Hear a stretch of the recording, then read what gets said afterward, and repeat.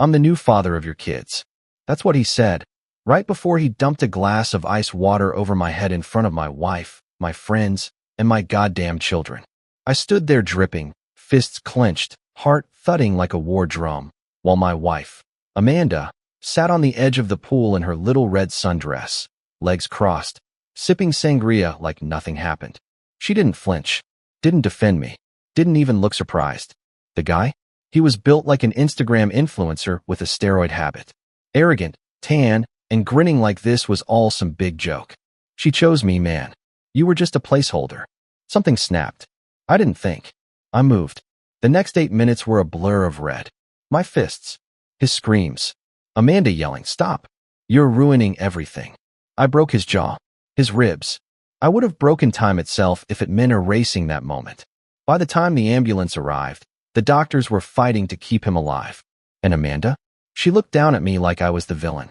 "He made me feel something. Something you haven't in years." That was her excuse. Not sorry. Not ashamed. Just bored. Like everything we'd built. Our home, our family, was disposable. But it didn't start there. No. The betrayal had been rotting under the surface for months. I just didn't see it. Until it exploded at a barbecue in my own damn backyard. 3 weeks before the backyard incident, things already felt off. It was in the way Amanda stopped kissing me goodnight. The way she started turning her phone screen away when she texted. How she suddenly had girls' nights every Thursday, but never posted a single picture from them. Not even a fake group selfie. Just silence. I noticed. Of course, I noticed. But I convinced myself it was nothing. That we were just tired. Busy. Married. Then I found the red heels. They weren't new. But they hadn't been worn in years. Not since that trip to Miami when we were still in love. Amanda hated them. Said they hurt her feet. Suddenly, they were gone from the back of the closet. That same night, she came home late. Lipstick smudged. Hair wild like she'd run through a thunderstorm. She told me she was with Kelsey and the girls. That they were dancing. I asked her why she didn't text. She smiled. Phone died. But her phone was warm in her purse when she walked past me. Fully charged. The next day, I checked our shared iCloud account. I wasn't proud of it, but something deep in my gut, something primal, told me the truth was close. iMessage didn't show much. She was careful, but she forgot about the photos. One stood out. A blurry mirror selfie. Amanda, in our bathroom, wearing those red heels. And behind her, a man's hand. Thick fingers. Tattooed wrist. Resting on her bare hip like he owned her. I didn't breathe. Just stared. She took that picture in our house. In our bathroom. While I was probably downstairs putting the kids to bed or fixing her car like a dumb, loyal husband. I wanted to believe it wasn't real. That maybe it was old. Maybe someone edited it. But the timestamp crushed any hope I had left. Taken 2 nights ago. 11:42 p.m. While I was sleeping. She'd been in our bed after that. Wrapped in my arms. Whispering that she loved me. I didn't confront her right away. I needed more. The next Thursday, she said she was going out again. Hair curled. Red heels on. That same dress. The one with the low back that she claimed she didn't feel confident wearing anymore. This time I followed her. She didn't go to Kelsey's. She went to a hotel. And I watched, parked far enough not to be seen, as a black SUV pulled up and the man from the mirror photo stepped out, grinning like a wolf. She jumped into his arms like a teenager, wrapped her legs around him, laughed. Then they disappeared inside. I sat there for hours. Still. Cold. Empty. It wasn't just betrayal. It was the realization that everything, the years, the family dinners, the inside jokes, meant nothing to her. She was already his. In body. In mind. Maybe even in love.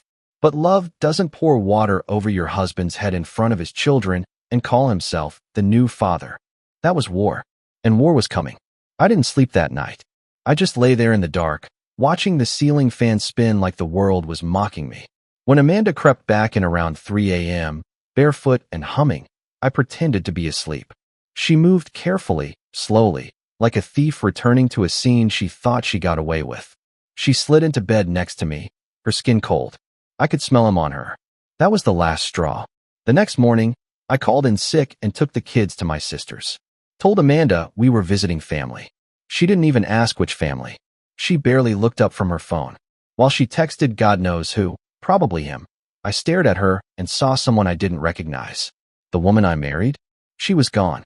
This one, She had dead eyes and a smirk like she thought she was playing a game I didn't know the rules to. But I knew. I knew every damn rule now. I called Kelsey later that day. Amanda's best friend. They used to be inseparable, and I thought, maybe, I could get some kind of truth. Something that made sense. Kelsey paused when I asked her, then whispered, "You didn't hear it from me, Ethan, but Amanda's been seeing someone named Troy. Met him at the gym a few months ago. He's not your type." "What's that supposed to mean?" "He's loud, arrogant, rich, I guess. Drives a Maserati. Thinks he's a goddamn alpha male." Alpha male. That phrase echoed in my head like a gunshot. And suddenly it all clicked. The sudden interest in fitness. The new perfume. The red heels. The late nights. The dead eyes. She wasn't just cheating. She was replacing me. And Troy? He wasn't just some side distraction. He was her plan B. Hell, maybe her plan A all along. I sat on this information for days. Let it rot inside me like a splinter in the soul. I watched her lie to my face. Watched her kiss my cheek before leaving the house to go climb all over another man. She had the audacity to bring me coffee in the mornings. Say she loved me. Hug the kids goodnight. Like she wasn't burning everything behind our backs. So I made a decision. I invited everyone over for a backyard barbecue. Amanda's friends. My friends. The neighbors. Even Kelsey. I told her it was to celebrate the promotion I didn't get. She smiled and said, "Finally, you're doing something fun." I said nothing. I let her wear that red sundress. Let her do her hair, fix her makeup, play the doting wife. I manned the grill while she floated around the yard with her drink, chatting, laughing, lying. Then, at exactly 5:30, I saw him. Troy, walking up the driveway like he owned it. Button down open. Aviators on. Gold chain bouncing on his tan chest like he walked out of a damn music video. Amanda saw him. And she didn't panic. She smiled. The kind of smile I hadn't seen in years. The kind she used to give me when we were young and wild and still in love. Now it belonged to him.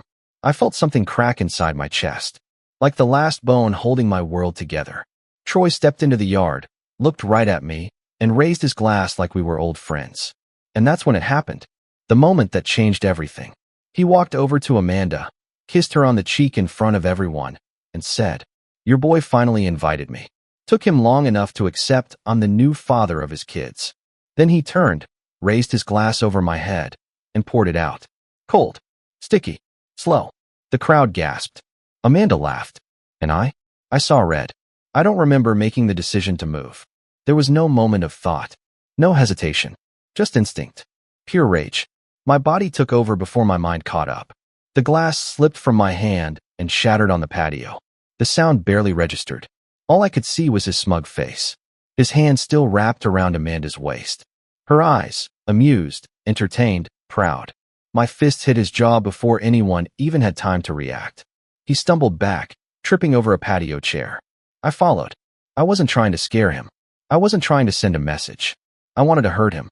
To erase him. My knuckles split against his teeth. Blood splattered across the concrete. Someone screamed. Maybe Amanda, maybe someone else. I didn't care. He tried to get up. I kicked him in the ribs. Again and again. The sound of his groans didn't slow me down. It fueled me. A pair of hands grabbed my shoulders, trying to pull me off. I shoved them away. Another punch. This time to his nose. I heard it break, sharp and wet. He finally stopped moving. People were yelling. Phones were out. Someone shouted for an ambulance. I didn't hear the words. Just noise. A buzzing blur. And Amanda, she wasn't crying. Wasn't rushing to Troy. She was screaming at me. "What the hell is wrong with you?" I turned to her. My face twisted with disbelief. He just poured water on me and told everyone he was replacing me as the father of our children. "And you're asking what's wrong with me?" Her lips curled. Cold. Cruel. "You embarrassed me. In front of everyone." I stood there, breathing heavy, my fists dripping blood. Hers or mine, I wasn't sure anymore. Then I heard the sirens. I didn't run. I didn't hide. I just sat down on the edge of the patio, next to the shattered glass, and stared at the sky while they tried to revive him. He was still alive. Barely. Amanda didn't go with him to the hospital. She just stood with her arms folded, muttering about how I overreacted. Like that was the crime. Not the months of betrayal. Not the public humiliation. Not the man who had the audacity to invade my home, my family, my life. I gave her 10 years. A home. 2 children. Loyalty. She gave me lies and a man who thought pouring water on me was funny. When the cops arrived, I didn't resist. I told them everything. I showed them the messages, the photos, even the hotel footage I'd pulled from a contact. The officer nodded. Quiet. Said something about self-defense. About provocation. Said I might be lucky, depending on whether or not the guy survives. I didn't feel lucky. I felt empty. Like the house I built with her hands. Like the promises we made in a church she never believed in. Like the version of myself I buried to be the husband she said she wanted. And now? Now I was a headline waiting to happen. The man who snapped. The man who lost it all at a barbecue. But I didn't care what anyone called me. Because when I looked at Amanda, when I saw the look of pure contempt in her eyes, I realized something. She hadn't just cheated. She had erased me. Rewritten the story without me. But this isn't her story anymore. It's mine. The next morning, the house was silent. Too silent. No kids, no noise, just that sterile stillness that usually follows a death. Fitting, I guess. Something had died. My trust, my marriage, maybe even the version of myself I thought was unshakable. Amanda hadn't come home that night. I figured she went to the hospital. Not for Troy, no. She went to play the role of the poor, helpless woman whose crazy husband lost his mind. I imagined her with fake tears, a tragic dress, maybe even faking a bruise for sympathy. I stood in the kitchen, staring at the mess from the night before, blood on the tile, broken glass near the back door, chairs knocked over. Evidence of a war no one expected to happen during a barbecue. That's when I noticed it. Her phone. She'd left it charging on the kitchen counter. Unlocked. The universe rarely gives you moments this clean. I wasn't going to waste it. I opened her messages first. The threads were endless. Troy's name wasn't even hidden. It was saved as Daddy T. That alone nearly made me throw the phone across the room. I read things no man should ever have to read. Things she said to him that she never even whispered to me in 10 years of marriage. And the worst part? It wasn't just physical. She told him she loved him. That she was tired of playing family with me. That she'd never met a man like him before. It was like reading a eulogy to my own life. But the real punch in the gut came when I found a thread with her sister, Madison. Amanda, I think he knows. He keeps looking at me like he's already buried me. Madison, so? You always wanted out. Troy's got money. And the house. What's Ethan got? Loyalty? EW. Amanda, loyalty doesn't pay for Cabo. My jaw clenched so hard I thought my teeth would crack. Her whole damn family was in on it. I was a joke to them. A stepping stone. A placeholder until the upgrade arrived. And the kids? I kept scrolling, desperate for something. Anything. That would show she cared about them at least. But she didn't. She'd written, I'll get full custody. Ethan's too weak to fight. He'll fold. He always does. No, not this time. Not again. I took screenshots of everything. Every text, every photo, every filthy message. I saved them all to a drive, printed them out, made copies. And then I called my lawyer. Not a divorce lawyer. Not yet. First, I needed to protect my kids. Because no way in hell was I letting her and her Daddy T play house with my children like nothing happened. While the printer spat out page after page of betrayal, Amanda walked in, still wearing the dress from last night. Eyes puffy, lips dry, heels in her hand like she'd just walked home from war. We locked eyes. Neither of us spoke. She looked at the printer, the papers spilling out, and then back at me. You went through my phone. You left it unlocked, I said calmly. That was your second mistake. Her voice was hoarse. And the first, thinking I'd stay quiet. She opened her mouth, but I cut her off. I'm filing for custody. Today. I'm done, Amanda. And then something snapped in her. The tears vanished. The fake guilt melted. And there it was again, that smirk. That cruel, poisonous smirk she wore when she poured acid into my life and called it perfume. You think anyone will side with you? She hissed. You beat a man half to death in front of witnesses. My witnesses. I stepped closer. Calm. Controlled. They also saw him pour water on me and call himself the new father of my kids. It's all on video. You really think that'll play well in court? Her face paled. I dropped a folder full of printed messages and photos on the counter. Let's see what the judge thinks. She didn't say another word. Just turned, picked up her phone, and walked into the bathroom. I stood there in the quiet, surrounded by 1,000 pieces of my broken marriage. And for the first time in months, I felt something like peace. This wasn't over. But now, I had control. The next few days were a blur of court documents, meetings with my lawyer, and calls with my sister, who agreed to keep the kids longer. I didn't want them seeing the house like this, or seeing her. Amanda tried to play calm at first. She didn't beg, didn't cry, just cold calculation behind every word. She offered shared custody, as if we were calmly dividing a vacation rental and not the lives of our children. She thought I'd fold, like I always did. But this time, I had the truth and a spine. By day 4, her mask started cracking. She began sending voice notes in the middle of the night, pretending to be sorry. I don't know what came over me. It wasn't supposed to happen like this. You weren't there for me emotionally. Classic manipulator handbook. Justifications dressed as apologies. I didn't reply. Then she switched tactics. Threats. If you take this to court, I'll tell them you're violent. That you have anger issues. You assaulted someone, Ethan. I recorded every call. Saved every message. It was textbook gaslighting, and I wasn't falling for it again. A week later, my lawyer filed the official custody claim. I had everything. The cheating, the emotional abuse, the evidence. The judge granted me temporary full custody, pending a formal hearing. That's when Amanda broke. She showed up at my door at midnight, pounding like a lunatic, mascara streaked across her cheeks. "You're ruining my life," she screamed. "You think you're the victim? You're pathetic. He gave me everything you couldn't." I didn't even flinch. I opened the door, handed her a small cardboard box with her essentials, wallet, passport, a few clothes, and closed it in her face without a word. The next morning, she called Madison. I had her bugged, of course. "I underestimated him," she said, panicked. "He's not the same. He's not weak anymore." Madison just laughed. "So what? Turn on the tears. Tell the court he was abusive. They'll believe you." But they wouldn't. Not this time. Not with every single lie already documented. Not after she openly cheated with a man who insulted me in front of my children, poured water on me like I was trash, and declared himself the new father while she laughed. Her case was a burning wreck before it even left the station. Troy? He was still in recovery. Broken ribs. Shattered cheekbone. Internal bleeding.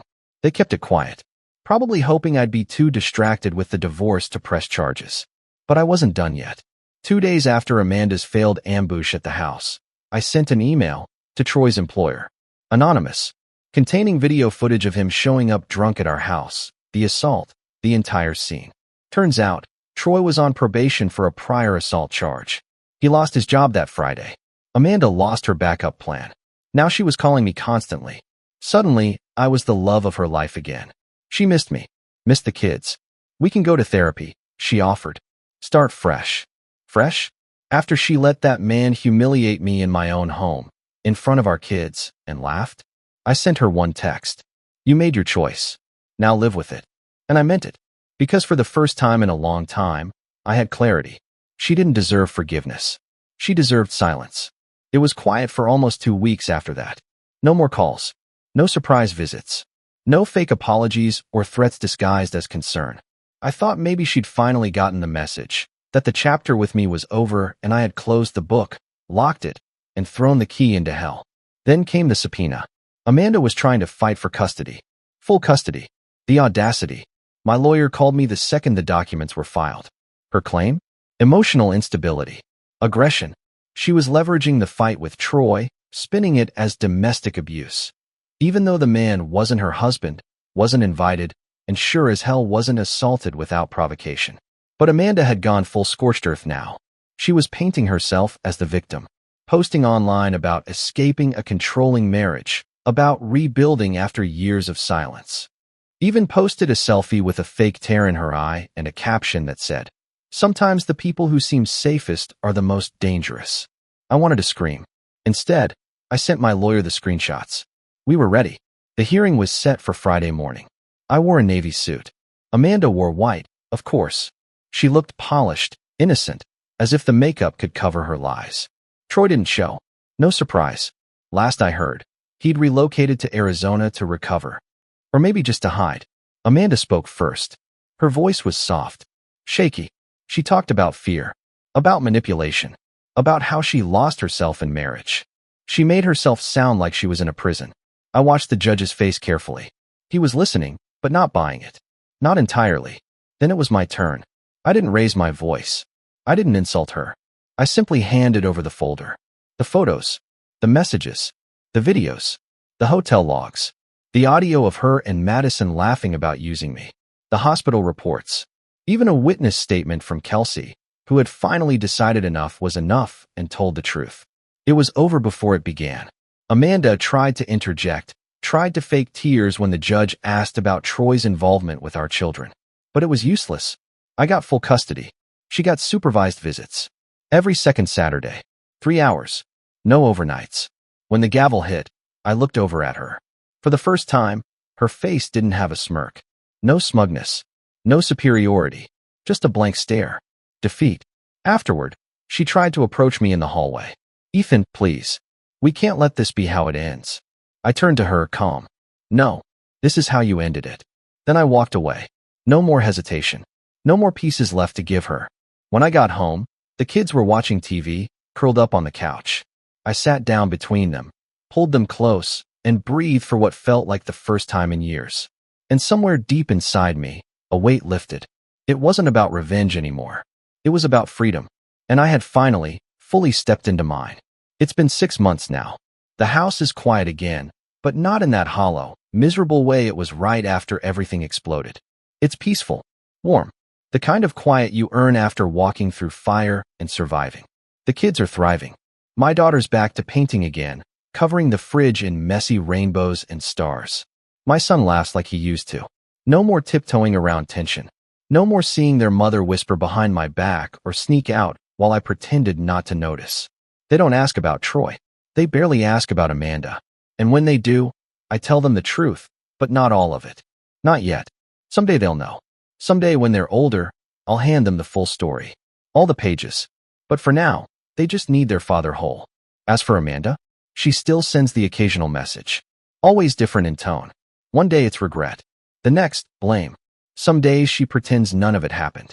Others, she acts like I ruined her life. She never really learned what love was. Not the real kind. Not the kind you fight for when it's hard. She only ever chased the high. The attention. The illusion of control. I don't reply anymore. Not out of anger. Out of indifference. She doesn't live here. Not in this house. Not in my head. Not in my future. What I've learned. It's simple. Never ignore your gut. Never let loyalty turn into your own noose. And never, ever, stay silent when someone starts to erase you. I gave her everything. She gave it to a stranger with tattoos and a gym membership. She thought I'd beg. That I'd break.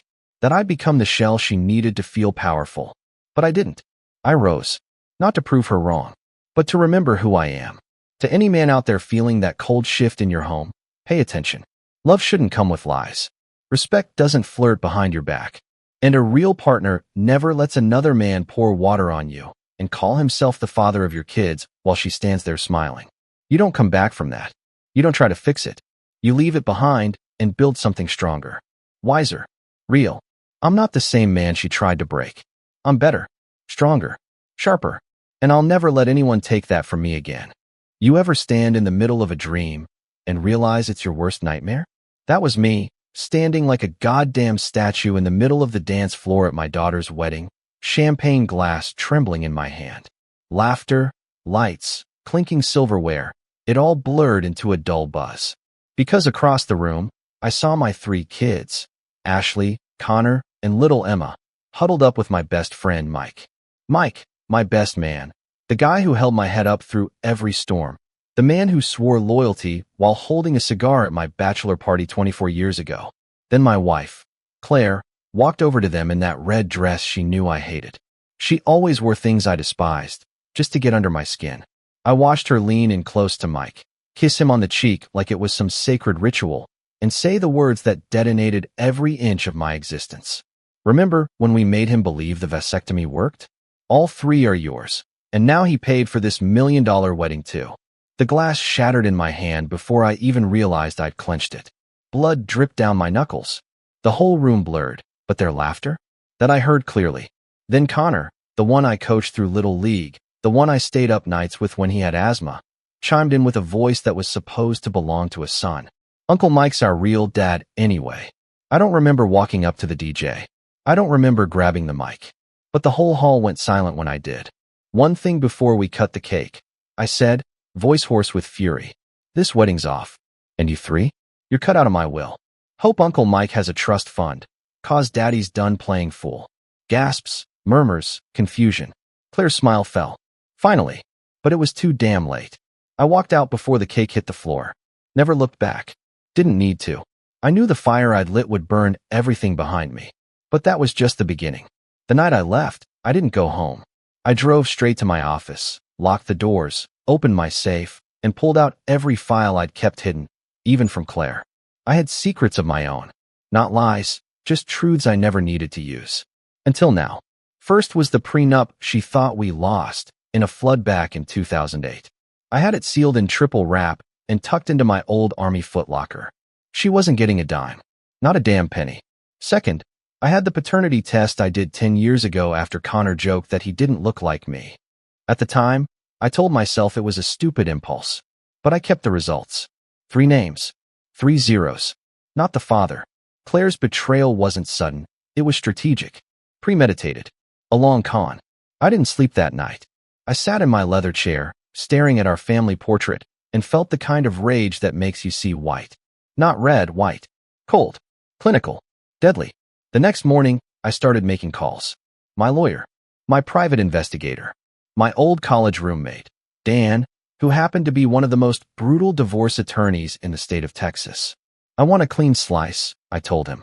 And I want her to bleed. He chuckled. Buddy, you're the groom who canceled a wedding at the altar.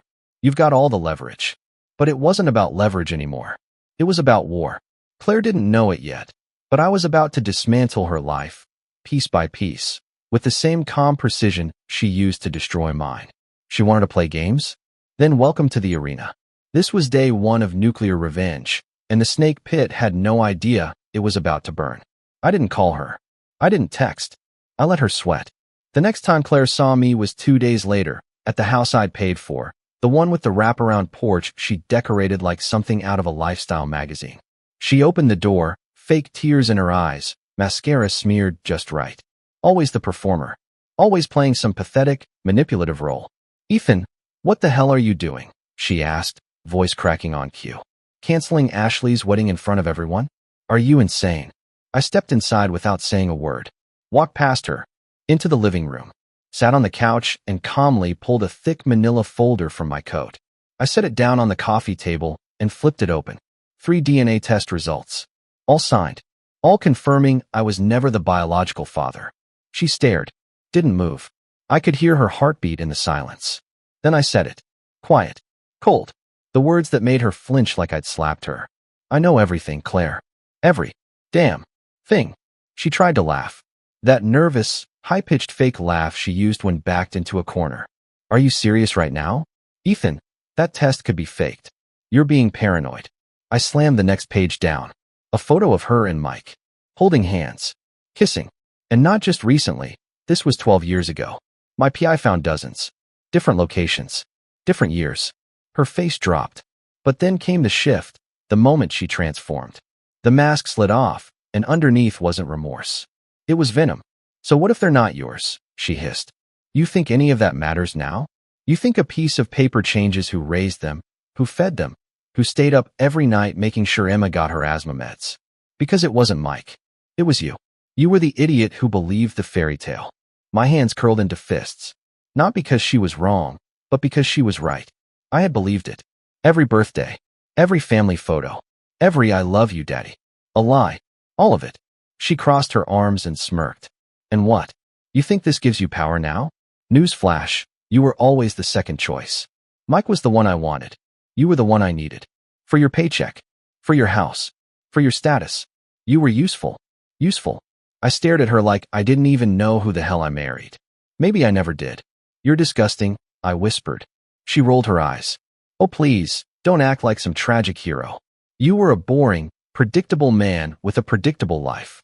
I brought excitement into this house. You should be thanking me. That was it. That was the moment I knew there was no soul left in this woman. Just a rotting shell dressed in lipstick and expensive heels. I stood up, picked up the folder, and said, You're going to hear from Dan Monroe tomorrow. Don't try to lie. Don't try to manipulate the kids. This is over. She laughed again. Oh, you think they're going to take your side? They hate you now. They think you ruined the wedding out of spite. I walked to the door, pausing just long enough to fire one final shot. Let them hate me. They'll learn soon enough who their mother really is. And when they do, they'll wish I hadn't paid for that wedding. And then I left. I didn't look back. I didn't need to. She had no idea the storm I was about to unleash. But she would. After I left that day, I drove aimlessly for hours. No destination, just roads and rage. My hands gripped the steering wheel so hard my knuckles turned white. I couldn't stop thinking about her voice, so calm, so damn arrogant. As she called me predictable, that word echoed in my skull like a gunshot. Claire didn't just cheat. She dismantled a life we built, brick by brick, and smiled while I carried the load. By sunset, I found myself parked in front of a little cabin I inherited from my grandfather, deep in the hills outside of Austin. No one knew about it. I never told Claire. I kept it untouched for years, just in case I ever needed to disappear. I stepped inside, dropped my keys, and fell onto the old leather couch like a man who'd been hollowed out. The silence there was heavier than any courtroom, colder than her touch. That's when the pain started to mutate into something else. Fire. I remembered every detail of the past 25 years like a slow-motion reel of humiliation. The late-night phone calls with coworkers she'd whisper through. The random trips to see her sister that never made sense. The times I came home early and she rushed to close her laptop or jump in the shower. I chalked it all up to stress, to motherhood, to me overthinking. God, what a fool I was. I didn't sleep that night. I sat at the desk with a pen and pad and started making a list. Not a list of revenge, a war plan. Claire wanted to be cruel? Then she'd learn what cruelty felt like when it came from someone with nothing left to lose. First name on the list, Dan Monroe. My lawyer, the shark. I gave him full access to every account, every property, every document Claire thought she'd buried. I authorized asset separation, froze shared credit cards, and secured emergency custody documentation, even though none of the kids were technically mine. I was going to make sure that legally, they knew who'd been their father for 2 decades. Let Mike try to step up. Let's see how he handles medical bills, tuition, and broken hearts. Second name, Mike. My former best friend. I pulled his name from every business contract we ever had. We co-invested in a few projects years back, mostly through trust. I bought him out at a loss just to sever ties instantly. I didn't even give him a call. I made sure he found out through his lawyer. Let him rot in the silence. Third name, Ashley. My daughter, or so I thought. I had the wedding venue send her the invoice with a note saying, "Final bill, paid in full. Courtesy of the man you publicly humiliated." I didn't say father. I didn't say love. Just the truth. They all wanted me to play the villain? Fine. I'd become the devil they deserved. 2 days later, I returned to town. Not home. Never again.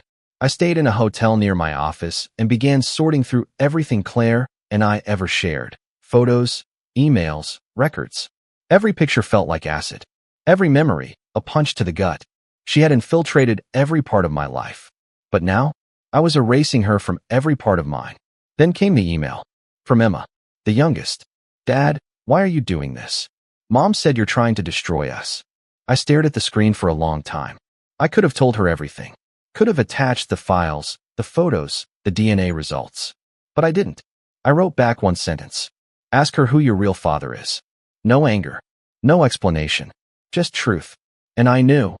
That was the first crack in the illusion she'd wrapped around those kids like a silk rope. One by one, it would all unravel. The storm was far from over. The reply came 3 hours later. Emma again. She won't answer. She just cried and said you're trying to ruin everything. That was Claire's signature move. Tears. A weapon she sharpened to perfection.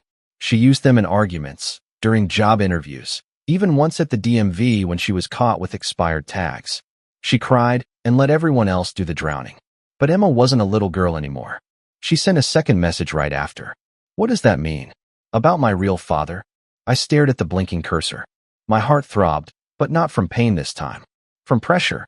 I had a choice. Either protect their image of their mother or do what I should have done years ago. Give them the truth, no matter how much it burned. So I sent the files. The DNA reports. The photos of Claire and Mike. The transcripts from my PI showing years of betrayal, timestamps, and locations. I even sent a clip of Claire's voice from the wedding.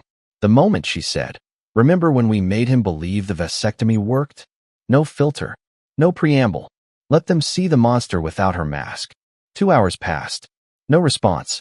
Then my phone rang. Ashley. My heart sank. I hadn't heard her voice since the wedding day. Dad? She asked, voice trembling. I stayed quiet. I didn't know. I swear to God, I didn't know. She told us, she always said it didn't matter who our biological dad was. That you didn't want kids. That the vasectomy was your idea, not hers. She was crying. Real tears, not like her mother's crocodile act. My throat tightened. She made us believe you were cold. That you didn't care. Every time you pulled away emotionally, she told us you regretted having us. We grew up thinking Mike was the one who really cared. He bought us gifts, played the cool uncle. But he was never there. Not like you were. My eyes burned. I hadn't cried since the day my father died. But right then, I felt the sting coming fast. I'm sorry, she whispered. We were so stupid. I exhaled slowly. You were lied to, Ashley. That's not your fault. She sobbed harder. Is there any way to fix this? I don't know, I said honestly. But that wedding? That day was a funeral for the family I thought I had. She didn't respond. I think she understood. Some things, once dead, don't come back. Later that night, I got a call from Connor. He didn't cry. He didn't apologize. He was angry. At her, at Mike, at the lie that was his entire childhood. I don't know who the hell I am anymore, he said. If Mike's my real dad, why does that feel worse than if it were nobody? Because Mike was a parasite, a shadow, a backstabbing coward who couldn't build his own family. So he snuck into mine and wore my skin like a damn trophy. I raised you, I said. Don't ever forget that. He didn't answer. He hung up. But I knew he heard me. The next morning, I had breakfast alone in a diner off the highway. Claire hadn't reached out, probably still spinning her web, trying to keep Emma from digging deeper. But the cracks were there, and I wasn't done. I opened my phone and typed out a message I'd been rehearsing since the wedding. To Claire. Subject, final chapter. You built your kingdom on lies. I was your pawn, your wallet, your shield. But I'm still standing, and you're about to learn what happens when the game turns. You've got until Friday to vacate the house. All financial ties are severed. And as for Mike, he'll be getting his own little gift package very soon. I signed it with 2 words. No mercy. Then I hit send. This was no longer about justice. This was personal. Friday came faster than I expected. The final deadline. I didn't sleep the night before, just paced the floor of my hotel room while legal papers printed beside me. Claire had 72 hours notice to leave the house. The law was airtight, thanks to the prenup she signed without reading all those years ago. She thought it was just a formality. I knew back then, there was always a chance she'd turn. And I was right. At 10 a.m., I arrived with the sheriff and my attorney. Claire answered the door in a silk robe like it was a damn brunch date. No makeup, messy bun, trying to play the helpless damsel again. This is harassment, she snapped, arms crossed. You can't just throw me out of my house. My attorney, Dan Monroe, stepped forward with the eviction order. Actually, ma'am, we can. And we are. You snake, she whispered, looking at me. No, I said calmly. You had the snake. His name was Mike. She shoved past Dan and stormed down the hallway. This is ridiculous. I gave you everything. I sacrificed my body for those kids. I lived in your boring life, and now you're taking away my home. I followed her to the living room. You sacrificed nothing. You lied for 2 decades and lived off me like a parasite. You made me raise another man's children and then bragged about it at our daughter's wedding. You don't get to cry victim now. She looked at me, something breaking behind her eyes for the first time. Not guilt, panic. Because she was finally losing control. You can't take everything, she said, voice small now. You already did. I'm just taking it back. With one final sweep of the house, she realized it was over. All the designer bags, the furniture, the cars, all under my name. Even the credit cards were frozen. She stormed upstairs to pack. I didn't follow. I stood there in the center of the home I built with my own 2 hands and felt nothing. No nostalgia. No pain. Just release. 2 hours later, she left.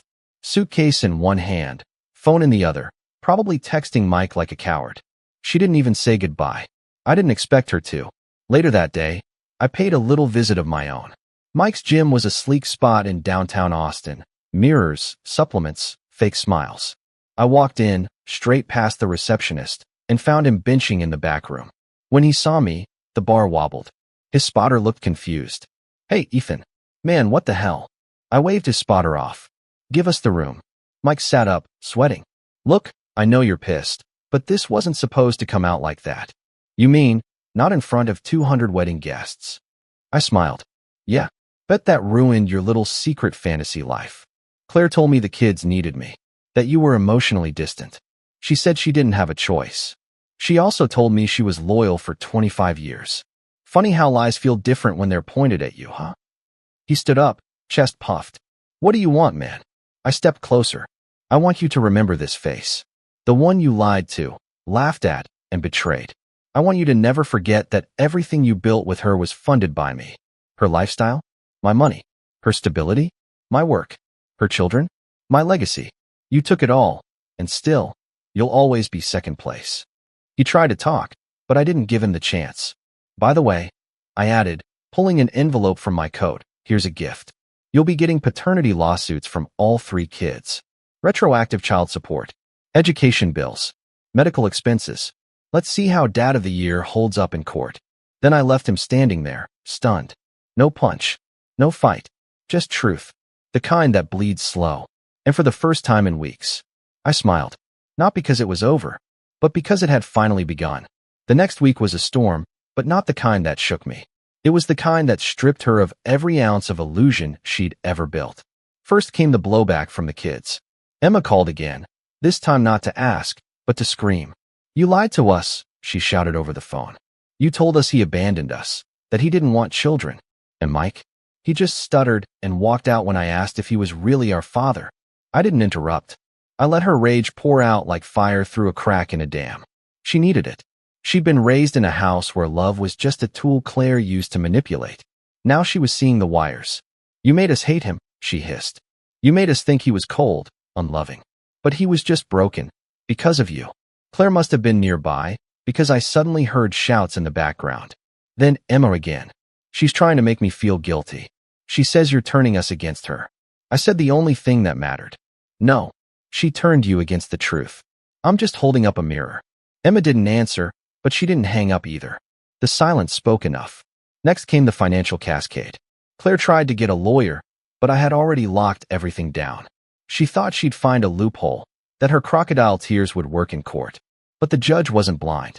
She brought in screenshots of texts between her and Mike, voicemails, and the recording from the wedding. When the judge heard her bragging about the kids not being mine, she didn't even flinch when denying Claire's spousal support. I was tricked into raising another man's children for over 2 decades, I said calmly during my testimony. She can earn her own future now. Claire didn't even look at me. She sat stiff, pale, chewing the inside of her cheek. Her mask was off now, and everyone saw the venom beneath. Mike, too, was getting his share of karma. The kids, God, I still thought of them that way, had filed their suits. Retroactive support, emotional distress, loss of identity. Ashley was the most aggressive. Turns out being humiliated on your wedding day flips a switch.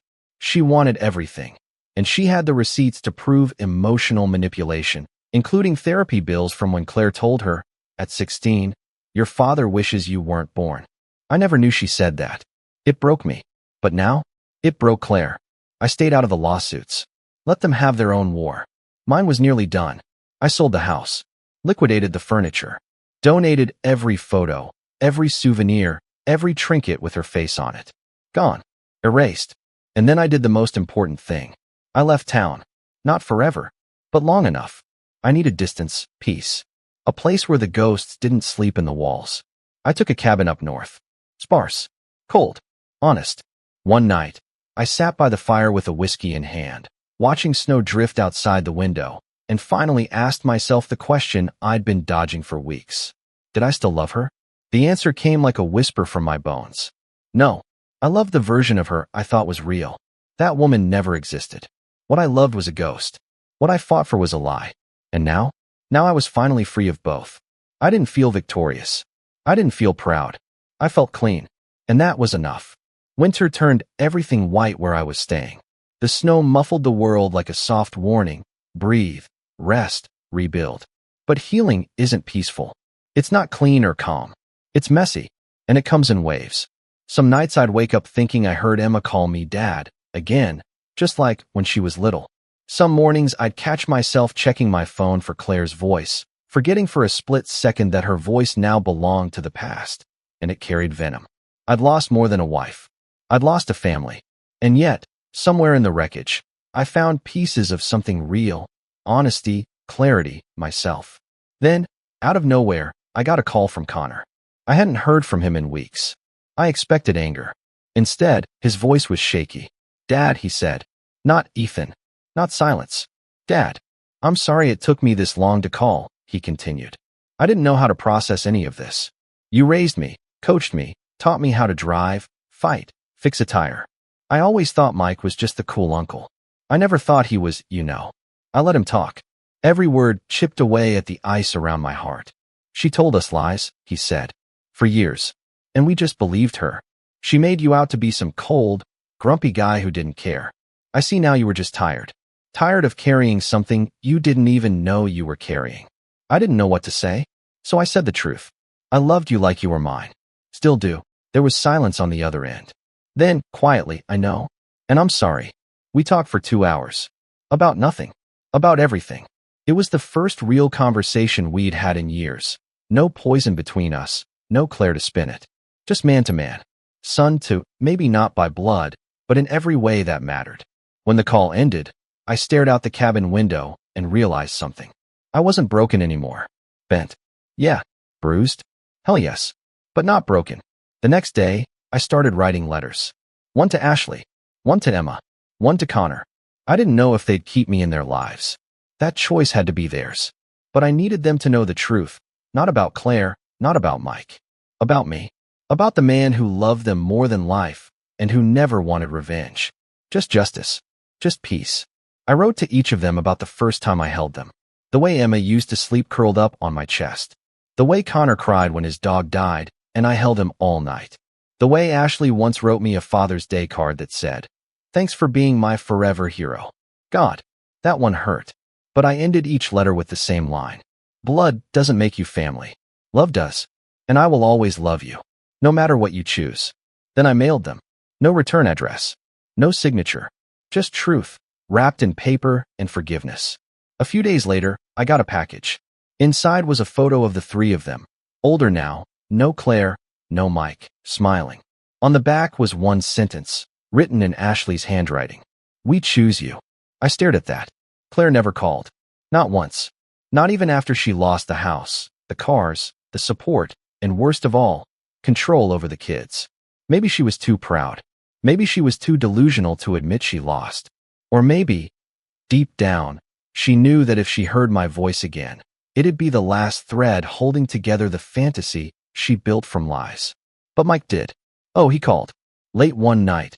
Block number, muffled breath on the other end. "You happy now?" he said, voice hoarse, bitter. "You ruined her. You turned the kids against her. You burned everything to the ground." I didn't answer right away. Just let the silence stew until it became unbearable for him. "I didn't ruin anything, Mike. I just lit a match. You and Claire built the pile of lies yourselves." He chuckled, but there was no humor in it. Just regret. Just pain. "You think you won?" he asked. "No," I said. "There's no winning in betrayal. There's just surviving it." He went quiet again. Then, almost whispering, "They hate me, you know. The kids. Ashley said I'm nothing but a sperm donor. Emma won't talk to me. Connor threatened to knock my teeth out if I showed up to his graduation." I didn't smile. I didn't gloat. That wasn't the point. "You earned it," I said. "But hey, at least now you know what it feels like to be me." He hung up, and that was the last time I heard from either of them. Weeks passed. The cabin became less of a hiding place and more of a sanctuary. I built routines, chopped wood, took long walks, wrote in journals, found pieces of myself in the silence. And then, one day, I packed my bags and drove back to the city.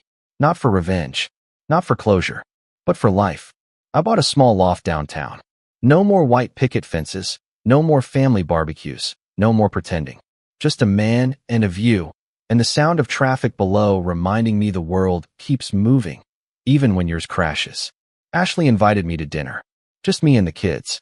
No plus ones. No Claire. No Mike. When I walked in, Emma hugged me first. She didn't say anything. She didn't have to. Connor gave me one of those stiff, awkward man hugs, and whispered, "Thanks for not giving up."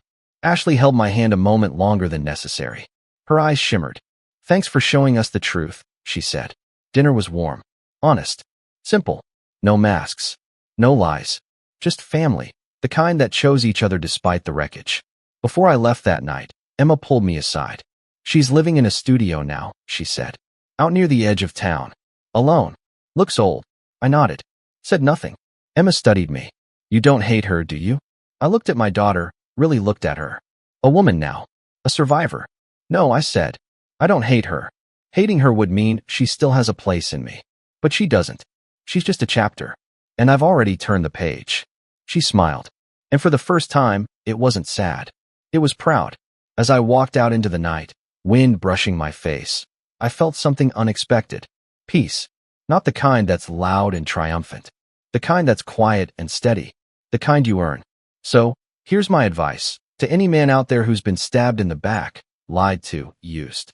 Don't waste your time trying to fix a ghost. Burn the mask. Grieve the dream. Rebuild. And when the ashes settle, walk forward, head high, heart open. Because survival isn't the end. "I can't wait for you to get married tomorrow." Those were the exact words I said to my daughter, Emma, with a proud smile stretching across my face. She was glowing in her white robe, sipping her morning tea, and I was already tearing up just imagining her walking down the aisle. That's when my wife, Chloe, looked up from her phone and gave me that smug, casual chuckle that always made my skin crawl lately. "What?" "The wedding happened yesterday," she said, as if she just informed me the trash had been taken out early. I laughed. Honestly, I thought she was joking. But Emma, sweet, loyal Emma, just turned pale and slowly reached for her phone. She opened her gallery, scrolled once, and showed me the pictures. Everyone was there. My daughter, my son-in-law, David, her bridesmaids, my brother, my in-laws, Chloe. They were all there. At her wedding. A day earlier. Without me. I couldn't feel my legs. My hand shook when I tried to hold the phone. Chloe shrugged like it was nothing. "Guess I forgot to tell you, haha," she said, and went back to whatever the hell she was doing on Instagram. There wasn't even guilt in her voice. Just that cold, hollow laugh I'd grown to despise. The one that told me I was living with someone who saw me as nothing but background noise. I didn't speak. I couldn't. My throat locked, my stomach churned, and I turned around without a word. I left the house. My own damn house. But as I walked, alone, no jacket, no phone, no wallet, just grief tearing me open from the inside out, I began to realize something. This wasn't just about the wedding. This was a build-up. A final punch after years of dodging the real truth. Let me take you back a few weeks. Chloe had been distant. I know, that sounds like every cliché story, but it wasn't just the usual cold shoulder. It was surgical. Deliberate. She'd suddenly started taking calls in the garage, smiling down at her screen like it was texting her the damn lottery numbers. She stopped wearing her ring. She'd accidentally call me by someone else's name. Once she said Matt. "We don't know a single damn Matt." I'd ask her questions. She'd answer with questions. "Where were you last night, Chloe? Why are you so insecure lately, huh? You always act like I belong to you."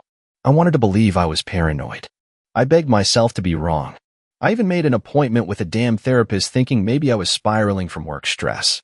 But the truth had claws. One night, I woke up at 2 a.m., and she wasn't in bed. I found her downstairs in a tight red dress and makeup, holding her heels in her hand. "Just went for a drive," she said.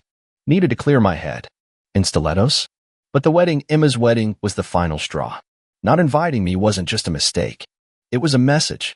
You don't matter. And for the first time in 25 years of marriage, I believed it. I spent the night at an old friend's place. Daniel. We hadn't spoken much in years, but the second I knocked, he opened the door and didn't ask questions. Just poured me a whiskey and handed me a blanket. "You okay, man?" he asked. I didn't answer. I stared at the wall until morning. That was when the fire inside me started to burn. Not grief anymore, rage. Betrayal. Humiliation. They thought I'd just vanish. Fade into the background.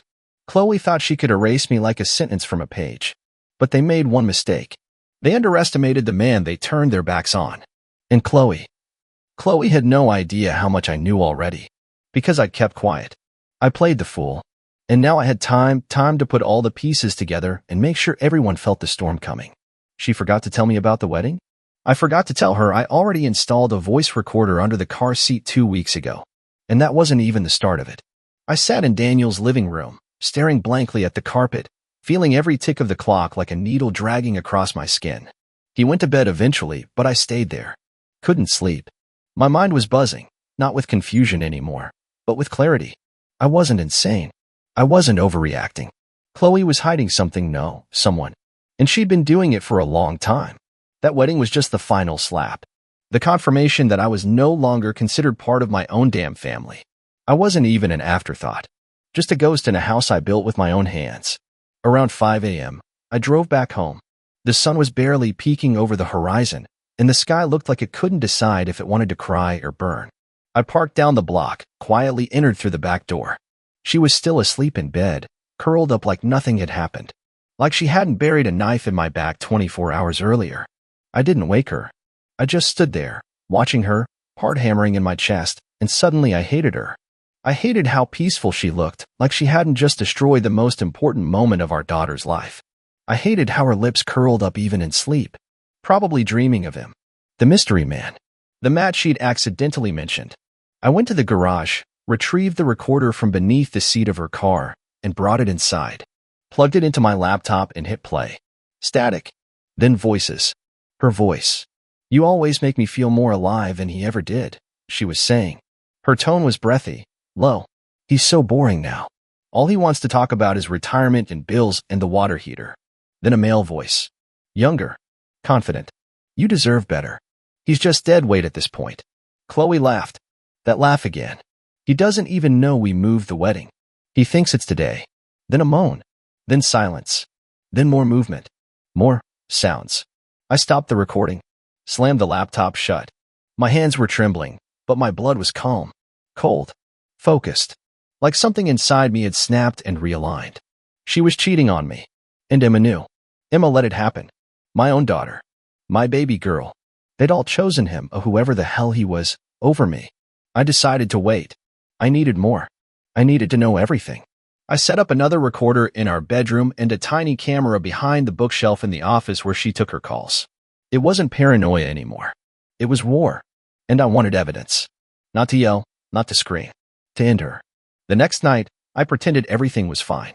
I came home with takeout, kissed her cheek, said I missed her. She barely acknowledged me. Kept checking her phone under the table. I watched her, studied her. Every blink, every twitch of her lips. "You look happy," I said. She smirked. Why wouldn't I be? "Our daughter's married. To a guy I never got to toast," I replied, locking eyes with her.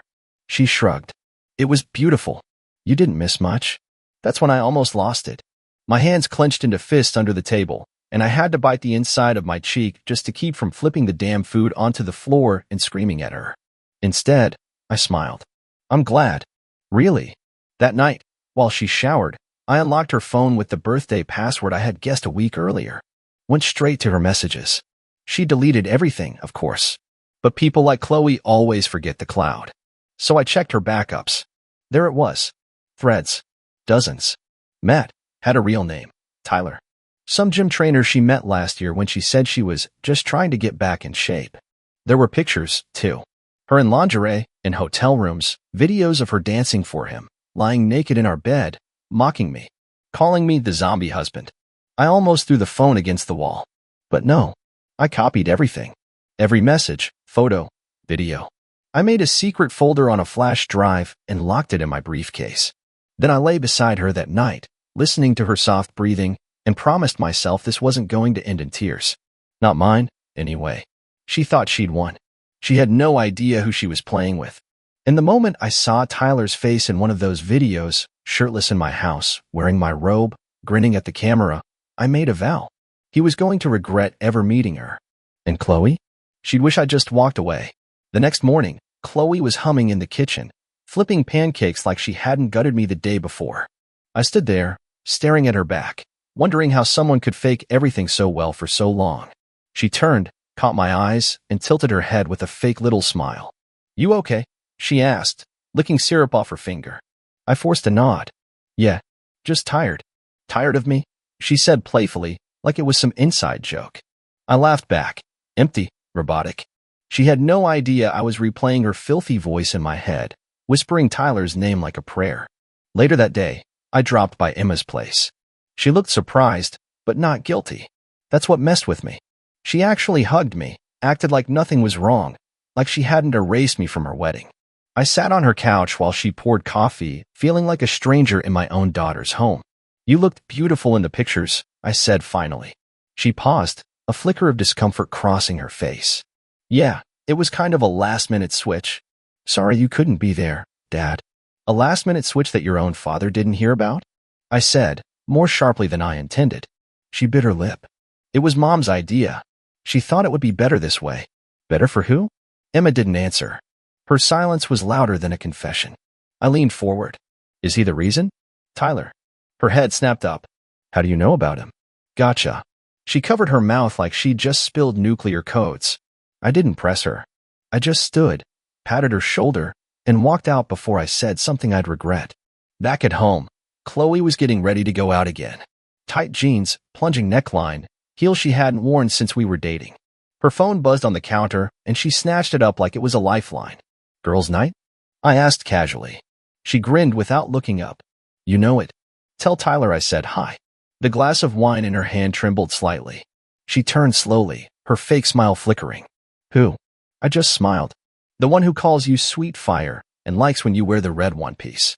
The one you told I was a zombie." Her jaw tightened. "You've been spying on me?" "No, Chloe. I've been confirming. You've been lying to me. To Emma. To everyone." She stepped toward me, anger overtaking her smug facade. "You don't get to act like the victim now. You stopped being a husband a long time ago." "Oh, I'm the bad guy? That's rich." "You never paid attention, never touched me, never asked what I wanted," she hissed. "So I found someone who did." "Then pack your things," I said, voice low, "and go stay with him." She laughed like it was a joke. "You think you can just kick me out?" "I already spoke to a lawyer." Her face twisted. "You're bluffing." "I'm not. And I'm filing for divorce Monday morning." She stormed past me, muttering something under her breath. Maybe it was a threat. Maybe it was a curse. I didn't care anymore. I waited until the front door slammed, then opened the app on my phone. The hidden camera in the office was still recording. 30 seconds later, she was in her car, dialing Tyler. "I think he knows," she said. "We need to be careful." Too late for that. That night, I didn't sleep. I stayed up cataloging every file, printing screenshots, organizing folders. I built a digital war chest, something she couldn't twist, couldn't deny. I didn't want revenge. I wanted justice. I wanted her mask to fall in front of everyone she'd fooled. By sunrise, I had everything I needed. And for the first time in months, I felt awake. Not just conscious, alive. 2 days later, I served her the divorce papers during brunch with her sister. She was sitting outside at that overpriced cafe she always bragged about, sunglasses on, sipping mimosas like her life was a movie. I walked right up to the table, placed the envelope next to her Eggs Benedict, and said, "Thought you might want to read this before dessert." She blinked, confused for a second, then opened it. Her sister, Megan, just stared, mouth half open. Chloe's face turned from curious to pale in under 5 seconds. "This is ridiculous," she muttered. "No, Chloe. What's ridiculous is you sleeping with your trainer while I was putting together speeches for our daughter's wedding." She stood up so fast her chair screeched. "You're humiliating me in public?" "Just returning the favor." People at nearby tables were watching now, which I didn't plan, but I didn't mind either. Megan whispered something like, "Maybe we should talk somewhere else," but Chloe wasn't hearing anything. She was too busy trying to control the narrative that was falling apart in real time. "Can we talk about this at home?" she asked through gritted teeth. "Sure," I said, "right after you explained to Emma why her father wasn't at her wedding." Her sister gasped. Chloe clenched her fists. "You're being petty. And you're being evicted. You have 3 days." I walked off before she could respond. That night, I watched the office camera footage one last time. She hadn't noticed it yet, but she was definitely unraveling. Arguing with Tyler over the phone. Yelling at someone, probably her lawyer. At one point she sat at the desk and cried, real tears. Or maybe they were fake too. I didn't pause to analyze. By day 3, she still hadn't left. So I came home early from work, and there she was, on the couch, wine-stained blouse, mascara streaked. She looked up at me like I was the villain in her story. "I have nowhere to go," she said. "You had somewhere to go every night for the last 4 months," I answered. She slammed the glass down. You think this is easy for me? No. I think lying, cheating, and using me like an old doormat was pretty damn easy for you. You want to destroy everything? Fine. Just know you're hurting Emma too. That name stopped me cold. Don't you dare drag her into this, I snapped. She may have been silent, but you orchestrated this circus. You shut me out of her life, her wedding, her future. You don't get to pretend to care now. She dropped her head in her hands. I made mistakes. No, Chloe. You made choices. And now you get to live with them. She didn't move as I went upstairs and started putting her things into boxes, not touching a single item of mine, just hers. The perfume that lingered in the air like poison. The lingerie I found stuffed behind a drawer, pieces I'd never seen her wear for me. The hidden phone she thought I didn't know about. I tossed everything into boxes like I was exorcising a demon. And maybe I was. Later that night, she finally packed her car and left. No goodbye. No apology. Just silence. Emma called me 2 hours later. Dad. I don't know what to say, she whispered. You don't have to say anything. I should have told you. I should have made them wait. It wasn't fair. No, it wasn't. She started crying. I didn't stop her. I didn't comfort her either. I was too tired to pretend anymore. Too hollow to be the man everyone leaned on while they stabbed me in the back. I just want you to know I love you, she said. I sighed. I love you too. But Emma, I'm going to need time. A lot of it. She didn't argue. And I hung up, not out of anger, but because I'd finally run out of words to give people who only listened when it was convenient. That night, I slept in the middle of the bed. For the first time in years, there was space, real space, and silence. It didn't feel like loneliness. It felt like freedom. The next morning, the air in the house felt different, lighter, colder. I walked barefoot across the wooden floor, the silence no longer stinging like it used to. It was clean now, peaceful. I made coffee, black and bitter, and stood by the window watching the sunrise crawl over the rooftops. She was gone, finally. But that didn't mean the damage left with her. Every corner of the house whispered pieces of our past. Her perfume still clung to the bathroom mirror. Her handwriting on sticky notes sat forgotten on the fridge. Her laugh, fake and sharp, echoed in my memory like a goddamn horror movie. I went into the office and opened the flash drive. Everything was still there. Screenshots, audio, video, proof of what she was. Not that I needed it anymore. But part of me wanted to have it, just in case someone dared to paint her as a victim. Tyler had gone radio silent. Probably scared. Good. He should be. I wasn't going to ruin him, not legally, anyway. But I made a few anonymous calls. One to his gym. One to his fiancée, if you can believe that. Yeah, he was engaged. Of course he was. The guy had shameless coward written all over him. Chloe had been just one of his conquests. I was just the fool paying for the hotel bills with my loyalty and my time. Emma called again. I ignored it. Then came the texts. Mom's staying at a motel. She looks bad. Dad, I didn't mean to hurt you. I was just caught in the middle. Please let me fix this. I didn't respond. You don't get to help rebuild the house after you help burn it to the ground. But I wasn't cold to be cruel. I was cold to survive. Every time I let my guard down, every time I showed compassion, someone used it as a weakness. I wasn't going to be that man anymore. Not for Chloe. Not for Emma. Not even for my own guilt. The next day, I boxed up everything that reminded me of her. Wedding photos. Anniversary gifts. The hideous hand-painted mug she got me from Sedona that said, "Forever yours," in cursive. I took the boxes out back and lit them on fire. The flames licked at the past like it had been waiting for release. It didn't feel good. It didn't feel bad. It just felt done. That night, Daniel came over with a bottle of bourbon.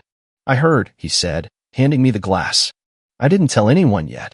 Chloe's sister did. Figures.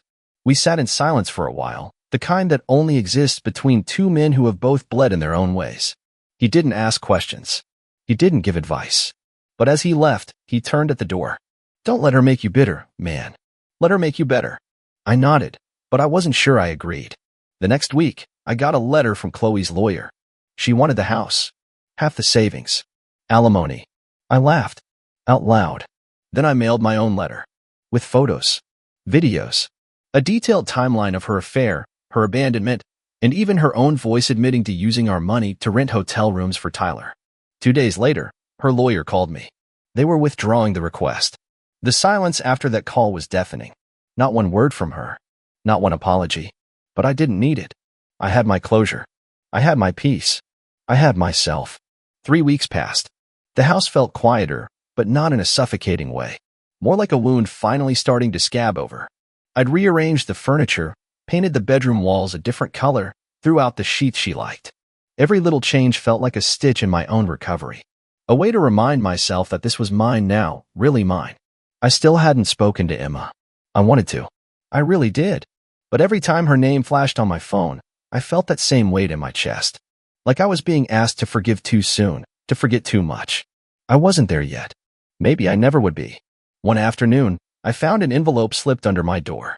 No address, no stamp, just my name in her handwriting. I stared at it for a long time before opening it. Inside was a single photograph. It was me and Emma, taken 10 years ago. I was carrying her on my shoulders at the beach, both of us laughing, soaked in salt water and sunlight. On the back, in Chloe's handwriting, it said, "She didn't mean to hurt you." I did. That was it. I sat down, staring at the photo, the pain bubbling back up through the surface like acid. But this time, it wasn't anger. It was mourning. Mourning the version of my life I thought I had. Mourning the woman I used to love. The daughter I thought I raised in a home that meant something. That night, I finally picked up when Emma called. Her voice was small. Nervous. "Hi, Dad." I didn't answer. Just listened. "I know you don't owe me anything. I know I stood by and watched everything fall apart. But I just want to see you. One coffee. Please." The old me would have said no. Would have hung up. But the man I was becoming, the one who'd survived the wreckage, he didn't want to live in isolation. He wanted healing, not revenge. Tomorrow. 11. Java House. She exhaled. "Okay. Thank you. Thank you." I hung up before I could say something soft. The next morning, she was already there when I arrived. Sitting at a corner table, hands wrapped around a mug like it was holding her together. She looked older than I remembered, older than a girl should at 23. Guilt will do that to a person. She stood when she saw me, but I didn't hug her. Just sat. "I'm sorry," she said immediately. "Not just for the wedding. For everything. For letting her turn me against you. For believing her version of things without asking you." I nodded. Let her talk. "She told me you were angry all the time. That you didn't care. That you didn't want to be involved." I blinked, feeling my throat tighten. "And you believed her." "I wanted to," she whispered, "because it made it easier to forgive her." We sat in silence for a moment, the kind that hurts more than any fight ever could. "I should have told you the wedding date changed," she said, tearing up. "I should have called you that morning.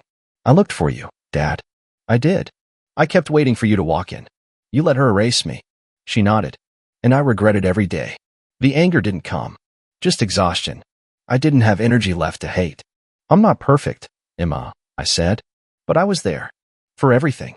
School, scraped knees, the time you had a panic attack before finals. I was always there. And suddenly, I wasn't even worth an invite." She sobbed quietly, wiping her eyes with a napkin. "I'm not asking you to forgive me now," she said. "I just want a chance to earn it back." I finished my coffee. Then I reached across the table, placed my hand over hers. "Start by showing up." She nodded. She would. And for the first time in months, I didn't feel abandoned. I felt seen. It wasn't a victory, but it was a beginning.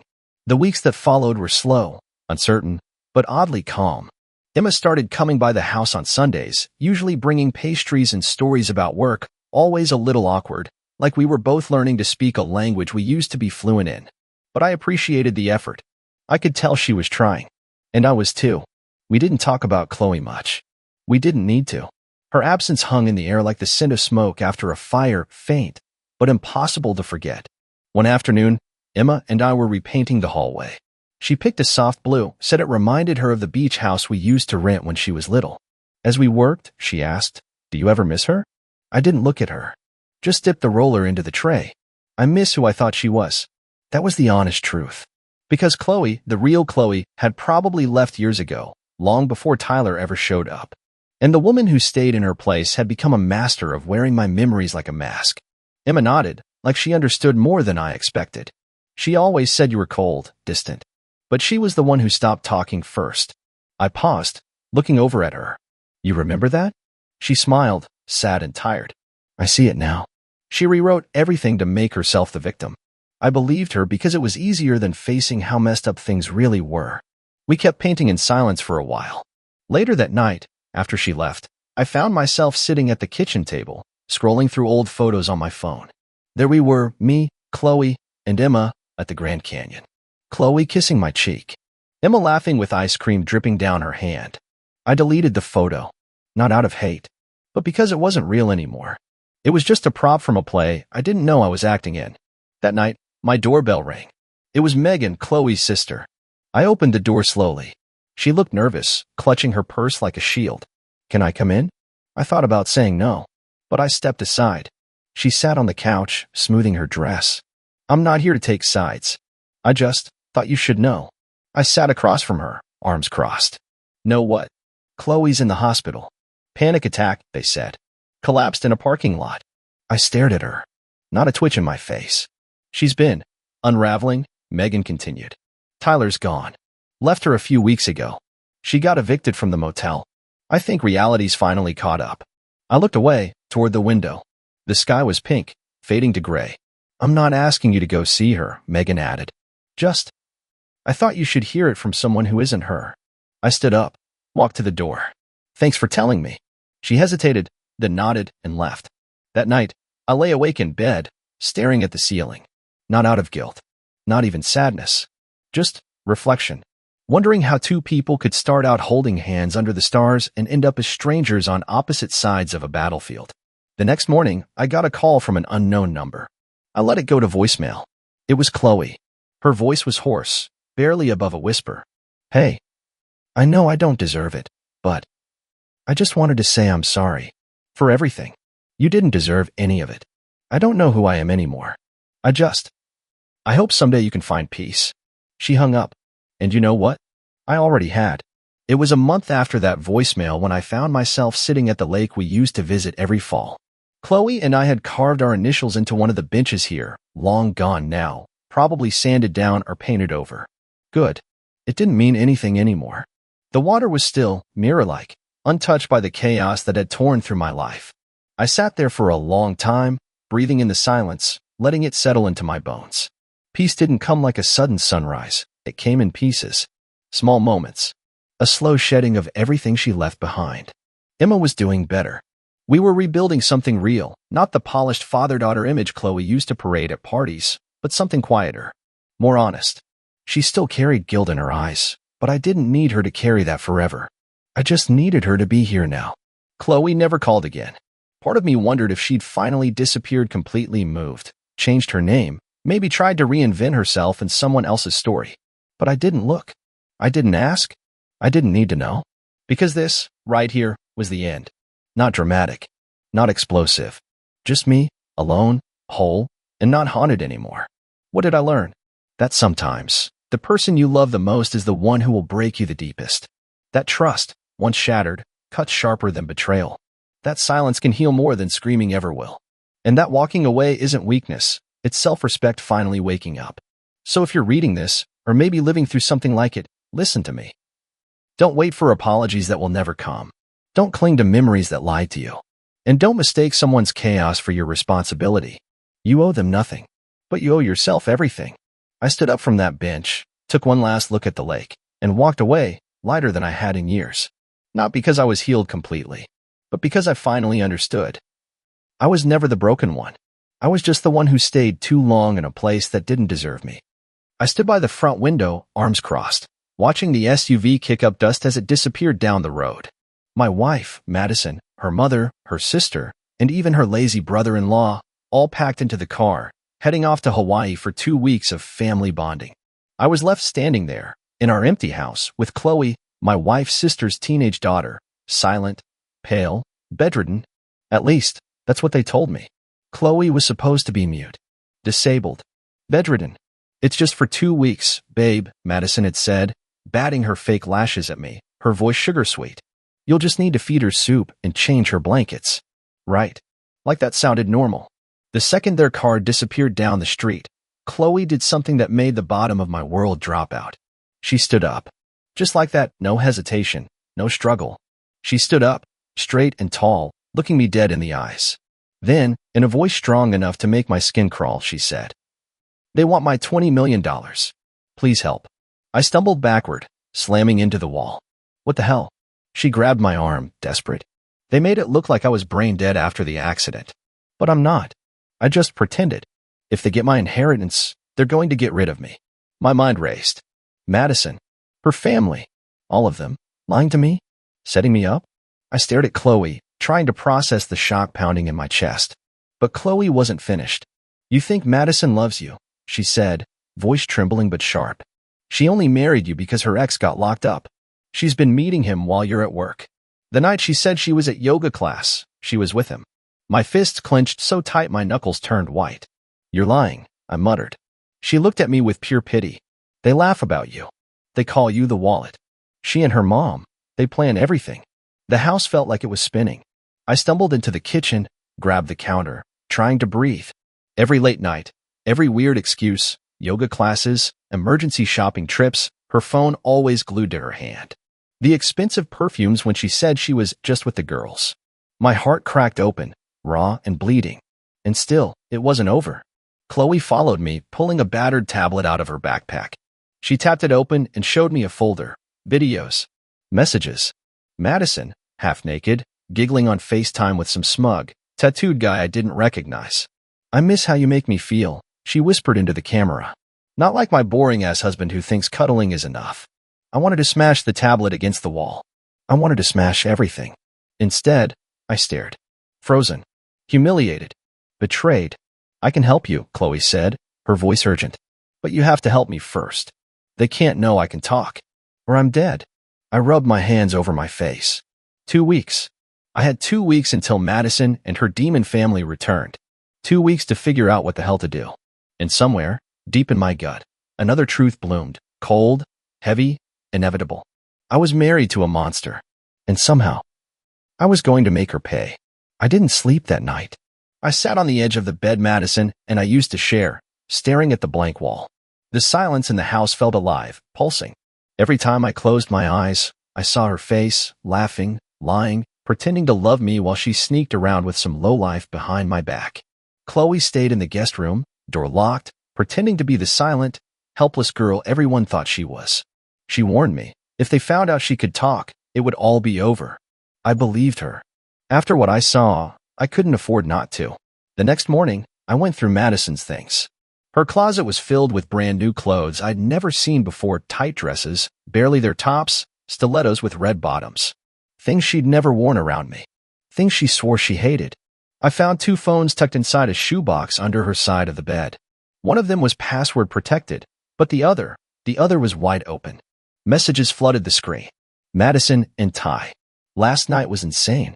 Can't stop thinking about how you made me feel like a real woman again, winking face. Can't wait till this Hawaii trip's over.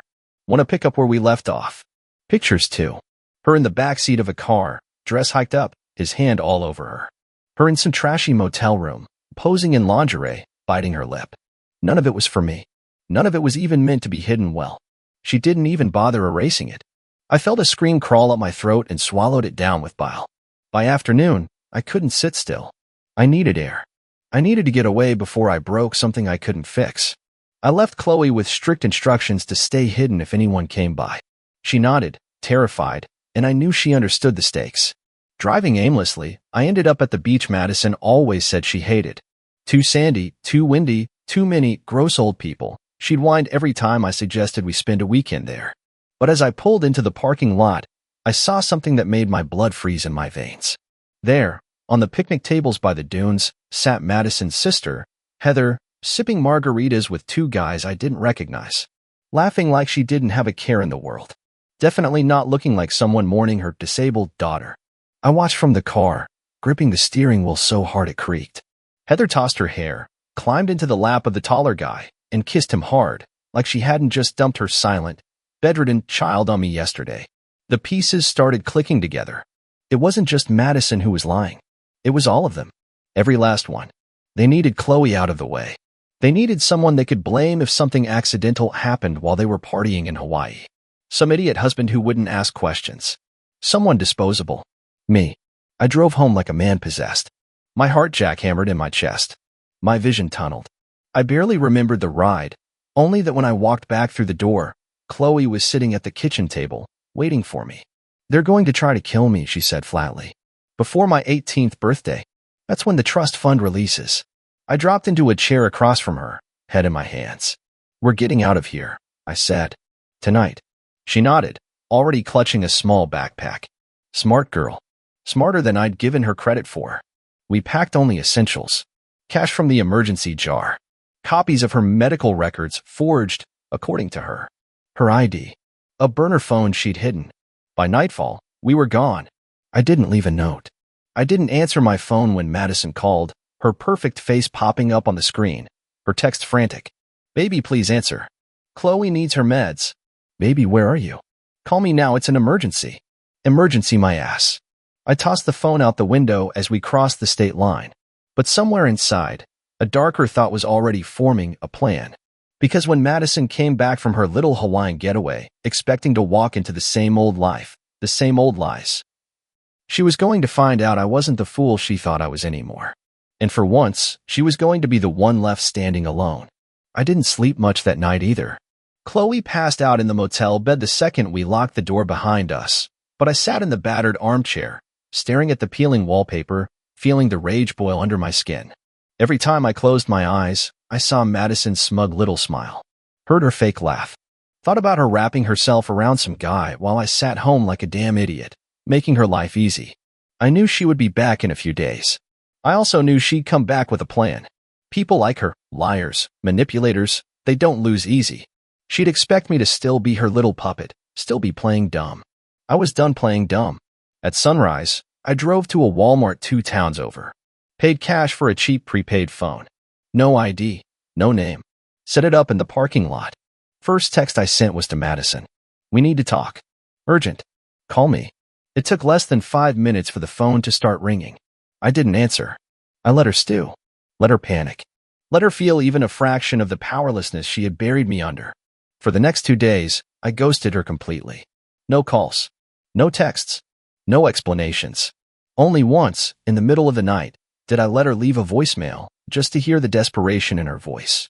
Baby, please. Where are you? I'm so sorry if you're mad. It's not what you think. Fake crying. Pathetic. I almost crushed the phone in my hand listening to her. My beautiful wife. The woman I thought was my partner. A two-faced, gold-digging piece of garbage. On the third day, I let her catch a whiff of me. I used a library computer to log into my old Facebook account, the one I hadn't touched in months, and I posted a single photo, a blurry snapshot of a sunrise over a highway. No caption, no location, just enough to light a fire under her ass. She took the bait instantly. 27 missed calls, 43 texts, messages from her sister, her mom, even her lazy brother-in-law. Suddenly they all cared. I shut the laptop and smiled. Let them sweat. Chloe watched me, sitting cross-legged on the motel bed, hugging a pillow to her chest. She didn't say much. She didn't need to. We were bonded now, 2 prisoners from the same dungeon, clawing our way out. That night, Chloe told me more. About the night of her accident. How Madison's brother spiked her drink at a party. How she blacked out, woke up in a hospital bed, too groggy to move, too terrified to fight. How they told the doctors she was brain damaged. How they manipulated every diagnosis, every record, every damn minute. All for money. The bile rose in my throat again. I had lived among these people.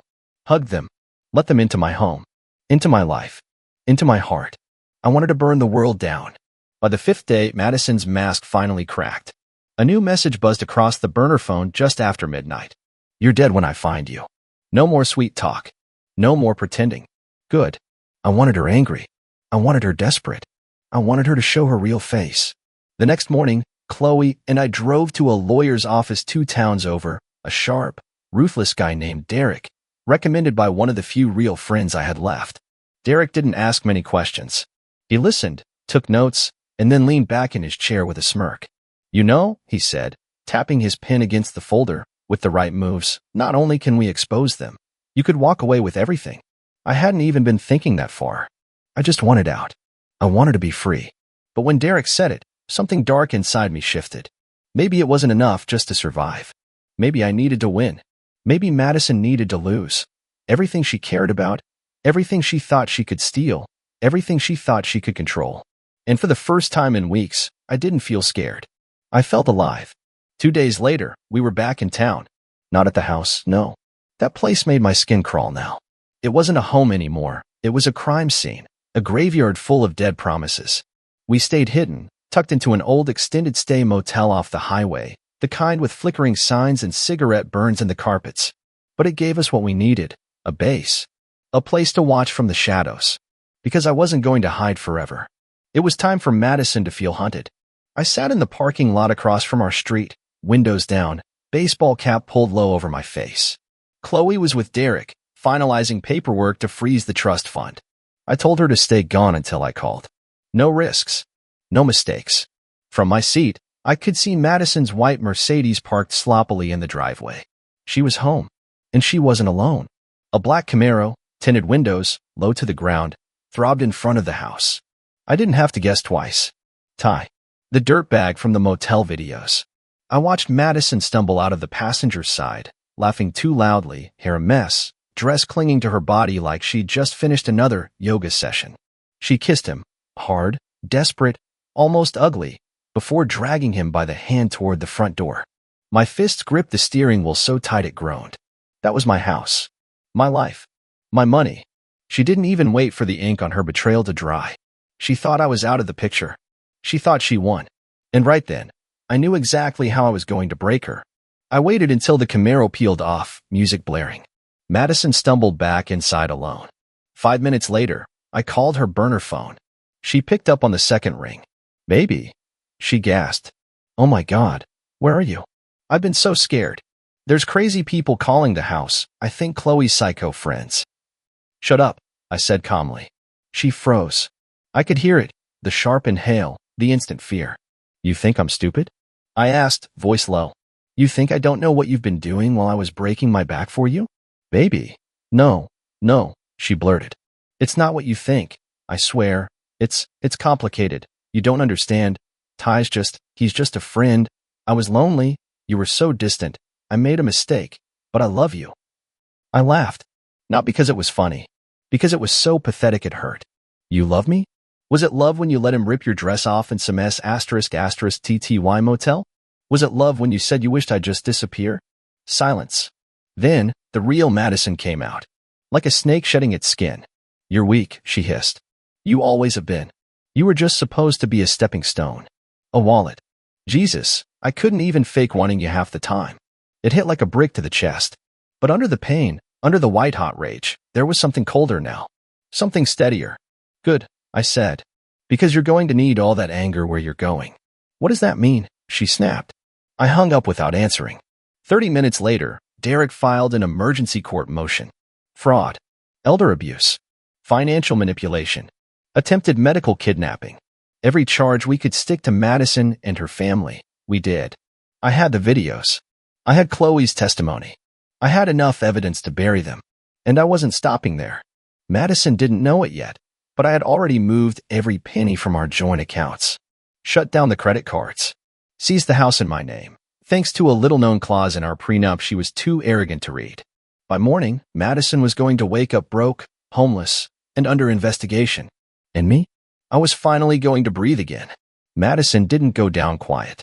The next morning, I sat in the lawyer's office with Derek, watching the security camera feed from my phone.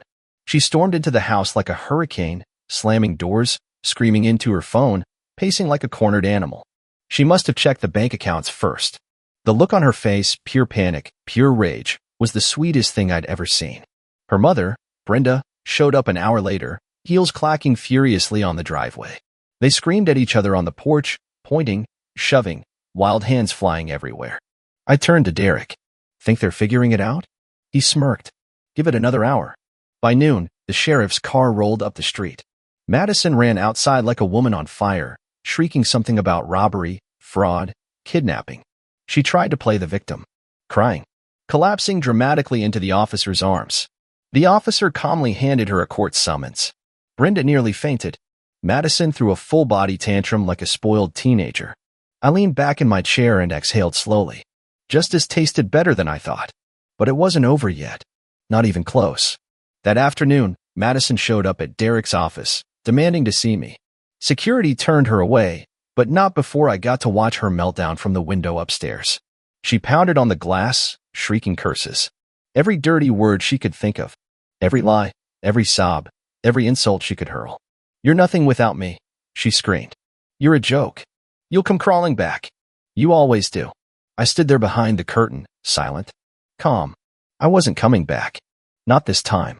That night, when the motel room got too cramped, Chloe and I moved again, this time to a small rental Derek found under a friend's name. It was nothing fancy, but it had locks, cameras, and privacy. That was all we needed. Chloe stayed in the bedroom, sketching in a notepad, trying to pretend she wasn't scared. I sat on the couch, staring at the cheap TV, not really seeing it. Madison's words echoed in my skull. "You're nothing without me." It used to hurt when she said things like that. Used to cut me deep. Now, all I felt was disgust. I thought about every night I stayed late at work so we could afford a bigger house. Every anniversary I tried to make special. Every sacrifice I made while she was out playing pretend with some dirtbag. She didn't love me. She never did. I was a fool. But not anymore. 2 days later, the hearing came. I watched Madison walk into the courthouse in a tight black dress, fake tears already glistening in her eyes, like she thought she was starring in some cheap soap opera. Brenda clung to her arm, whispering furiously in her ear. Heather showed up too, looking hungover and angry. They thought they had it under control. They didn't know what was coming. Chloe, dressed in a simple blue sweater and jeans, walked quietly into the courtroom, head high. She wasn't the silent, broken girl they remembered. She was about to rip the mask right off their faces. And when she did, when she spoke for the first time in front of that judge, her voice clear, steady, devastating, Madison's entire world shattered right in front of me. Her mouth dropped open. Her hands shook. She looked at me across the room, pure hatred burning in her eyes. Good. She finally saw me. Not the fool. Not the wallet. Not the stepping stone.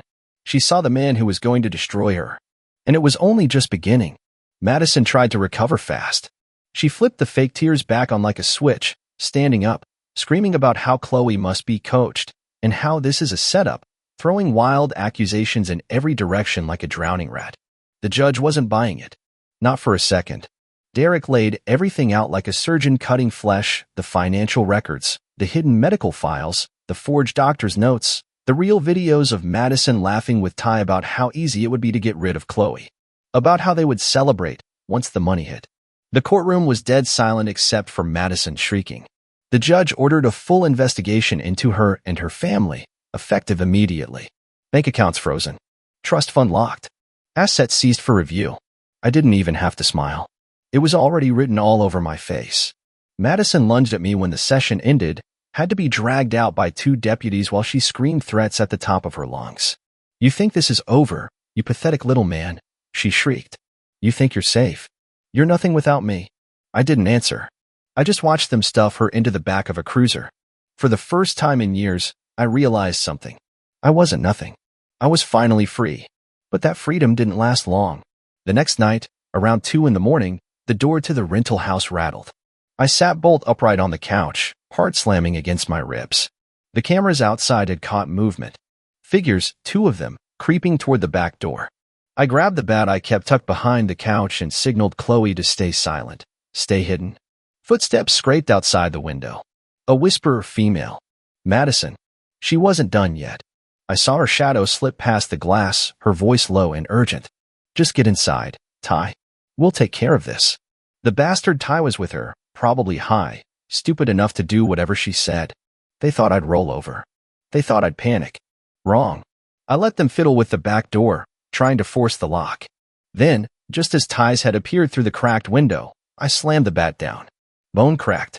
Blood sprayed. He crumpled like a sack of rocks, groaning on the porch. Madison screamed and bolted, sprinting into the night. I called the cops, gave them the whole story, even handed over the footage. Ty got taken away on a stretcher.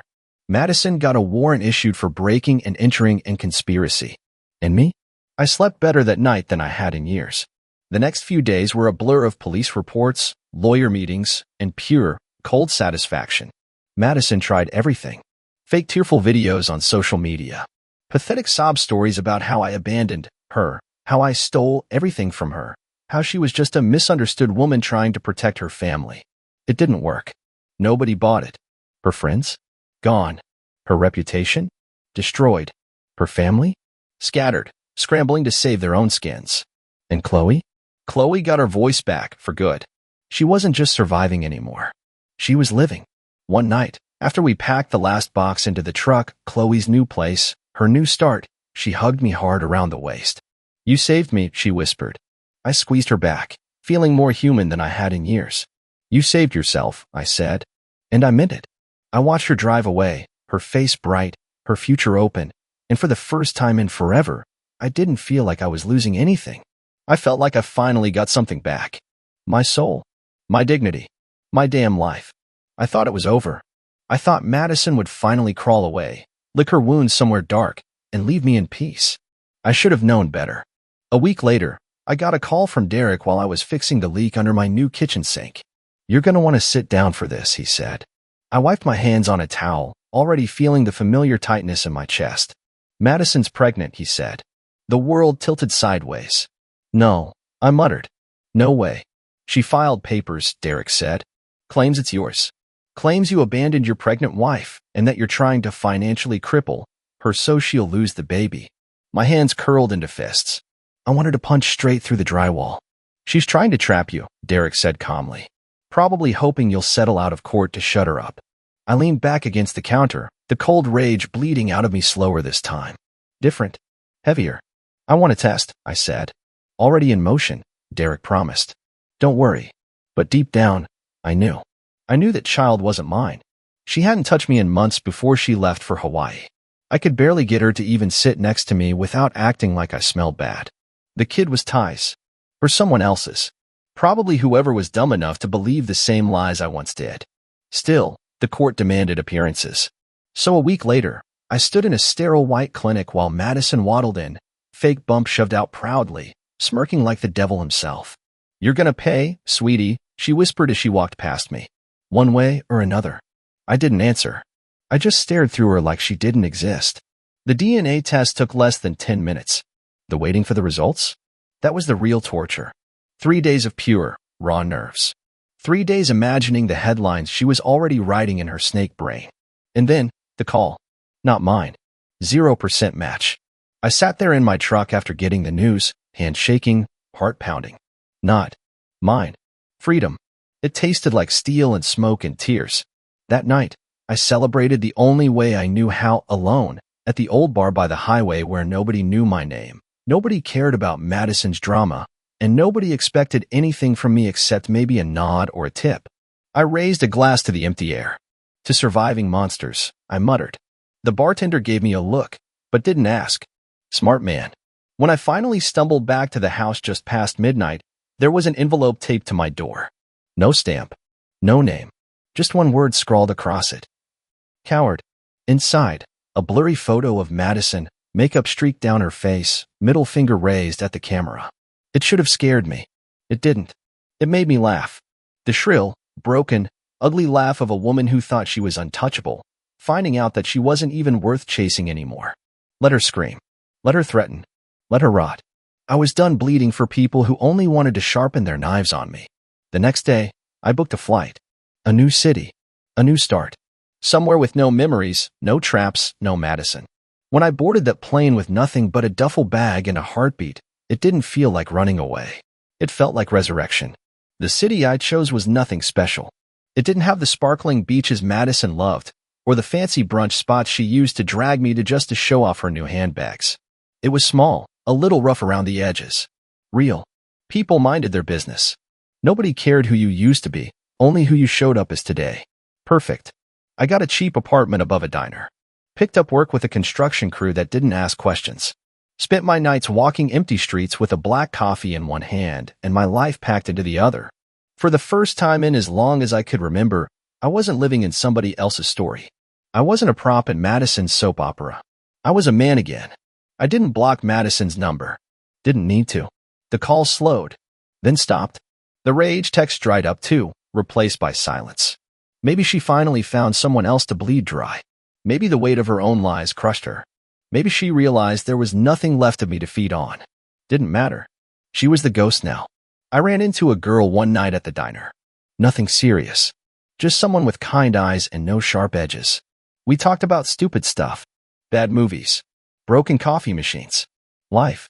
And when she laughed, really laughed, not that fake, hollow giggle Madison used to throw around, I realized something. I wasn't broken. I wasn't ruined. I had been poisoned. Yes. Lied to. Cheated on. Stabbed right through the heart by the person I trusted most. But I wasn't destroyed. I was still standing. Wiser. Meaner. Stronger. If there's anything I learned through all this, it's this. If you see someone flashing a perfect smile too often, check their hands. See if they're holding a knife behind their back. If someone tells you they love you but make you feel small, run. If someone needs you to be blind for them to feel powerful, leave them gasping in your dust. You owe nothing to anyone who feeds off your kindness. And if you ever love someone, love with your eyes open, not closed. Some people, like Madison, they aren't partners. They aren't lovers. They're thieves. Parasites. Actors in their own twisted little play. Don't be their audience. Burn the stage down if you have to. Save yourself. Because in the end, no one's coming to rescue you but you. As I sit here now, the city humming around me, my coffee growing cold in my hands, I don't hate Madison anymore. She's nothing to me now. Just a scar. A warning. A memory already starting to fade. The best part? She'll never have another second of my life. Not a single breath. Not a single tear. Not a single ounce of power. It's all mine now. And I swear on everything that matters. She'll never steal it again. I was sitting on the edge of my daughter's bed, tucking her in like I always did, when she looked up at me with those innocent, wide eyes and whispered something that hollowed me out from the inside. Mom says she has a real man now. An alpha. Not like you. I didn't blink. Didn't cry. Didn't scream. I just sat there, frozen, as her words hit me like a baseball bat wrapped in betrayal. My 8-year-old daughter, repeating her mother's poison like it was the alphabet. That's when I knew, not suspected, knew something was going on. And it wasn't just a fling. It was full-blown character assassination. I kissed her forehead, tucked the blanket tighter around her, and walked out of the room like a ghost in my own home. It wasn't the first time I'd noticed the shifts. Madison had been dressing up more, tight dresses for errands, fresh lipstick at 9 p.m., constant smiling at her phone like it was telling her sweet little lies. I told myself I was imagining things. That's what faithful husbands do. They gaslight themselves before they question their wives. But this was war. The house was quiet as I walked down the hall, but my blood was roaring in my ears. I grabbed a bottle of whiskey, the one I'd been saving for our anniversary, and sat in the dark, watching the garage door. She was out again. Girls' night, she'd said, flashing that fake smile that no longer reached her eyes. Liar. I opened her laptop. She never locked it. Arrogance or stupidity, maybe both. I didn't have to dig far. A folder named Work Stuff, Hilarious, and inside it, screenshots. Screenshots of texts, selfies in hotel bathrooms, and a video clip of her, laughing breathlessly, whispering he's so different from my husband. So primal. I think I laughed. A sharp, broken laugh. Because it was all right there. My wife, Madison, the woman who once cried during our wedding vows, was cheating on me with some muscle-bound gorilla named Trent. The kind of guy who ends every sentence with bro and thinks protein powder is a food group. I watched that video 3 times. Not because I needed confirmation, but because I couldn't believe how easy she made it for me to stop loving her. At 2:17 a.m., she walked through the door like she was returning from yoga. Tight black dress. Heels in her hand. Her hair messy, cheeks flushed. She smelled like cologne that wasn't mine. I didn't say anything. Just looked at her. Really looked. She froze when she saw my expression. What? She asked, blinking. Why are you looking at me like that? You saw him tonight, I said. No question mark. She rolled her eyes. Rolled her F***ing eyes. Asterisk asterisk. Are we seriously doing this? I held up the laptop. The color drained from her face for a second. Just a flicker. Then she smirked. She smirked. Finally figured it out, huh? Took you long enough. I thought you were smart, Josh. Her voice was so calm. Like we were talking about weather. I didn't mean to hurt you, she added, in the most robotic tone I've ever heard. Really? Then why did you bring our daughter into it? She flinched. You fed her your bullsh** tea, I continued. You used her as a messenger to tell me you've moved on. Madison shrugged. Well, it's true. Trent is more of a man than you've ever been. He's ambitious, ripped, dominant. You're safe. Boring. Predictable. That's when it happened. That exact moment. I fell out of love with her. It was like a switch flipped. I wasn't angry anymore. I wasn't heartbroken. I wasn't even sad. I was done. I nodded, walked past her, and went straight to the bedroom. Packed my bag without saying a word. She stood in the doorway, arms crossed, sneering like I was the one cheating. "You're just gonna leave," she called after me. I zipped the suitcase. "You already did." I slept in a hotel that night. The next day, I called my lawyer. Then I called my daughter's school and updated my custody request. 30 days later, I had full custody. Madison had no apartment, no job, no alpha. Trent dumped her after finding out she was married. I took the house, started my new company, and never looked back. She lost everything because she chose image over substance. And me? I chose peace. The morning after I left, I watched the sunrise through the cracked window of a $78 motel room that smelled like stale air and broken dreams. My daughter's words still echoed in my head like a cruel lullaby. "Mom says she has a real man now. An alpha, not like you." I didn't cry. Not because I wasn't broken, I was. But there was something about betrayal that doesn't allow tears. It demands action. That morning, I called in sick to work, grabbed coffee from a gas station, and drove to my lawyer's office. His name was Cole Dawson, ex-Marine, now full-time pit bull in a suit. I handed him a flash drive and said, "Make her wish she never met me." Cole smiled like a shark. "You got it." Back at home, Madison texted me once, just once. "So this is how you're handling it?" Pathetic. No apology. No guilt. No panic. Just pure arrogance. That told me everything I needed to know. She never thought I'd walk away. She assumed I'd beg, crawl, fight for her. She was wrong. While Cole worked on the custody paperwork, I started gathering everything I needed to rebuild my life, but more importantly, to protect my daughter, Claire. 8 years old. Innocent. Confused. She deserved peace. She didn't ask to be born into a mess. That weekend, I drove back to the house to grab more of my things. Madison wasn't home. The place was already different. Her perfume still lingered in the air like a ghost. Our wedding photo was gone from the hallway wall, replaced by a canvas print of a lion. Subtle. I opened her closet out of habit.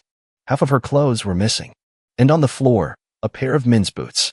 Size 12. Not mine. In the kitchen, I found a bottle of champagne chilling in the fridge, and 2 half-eaten containers of takeout sushi, her favorite. She was celebrating. I opened the dishwasher. 2 wine glasses. Lipstick smudges on one. A smear of something that looked like chocolate on the other. The visual hit harder than I expected. I wasn't mad that she was with someone else. I was mad that she was comfortable doing it under the same roof where we raised our daughter, the same roof I once bled for to pay the mortgage. But the real twist came 2 days later. Cole called me with an update.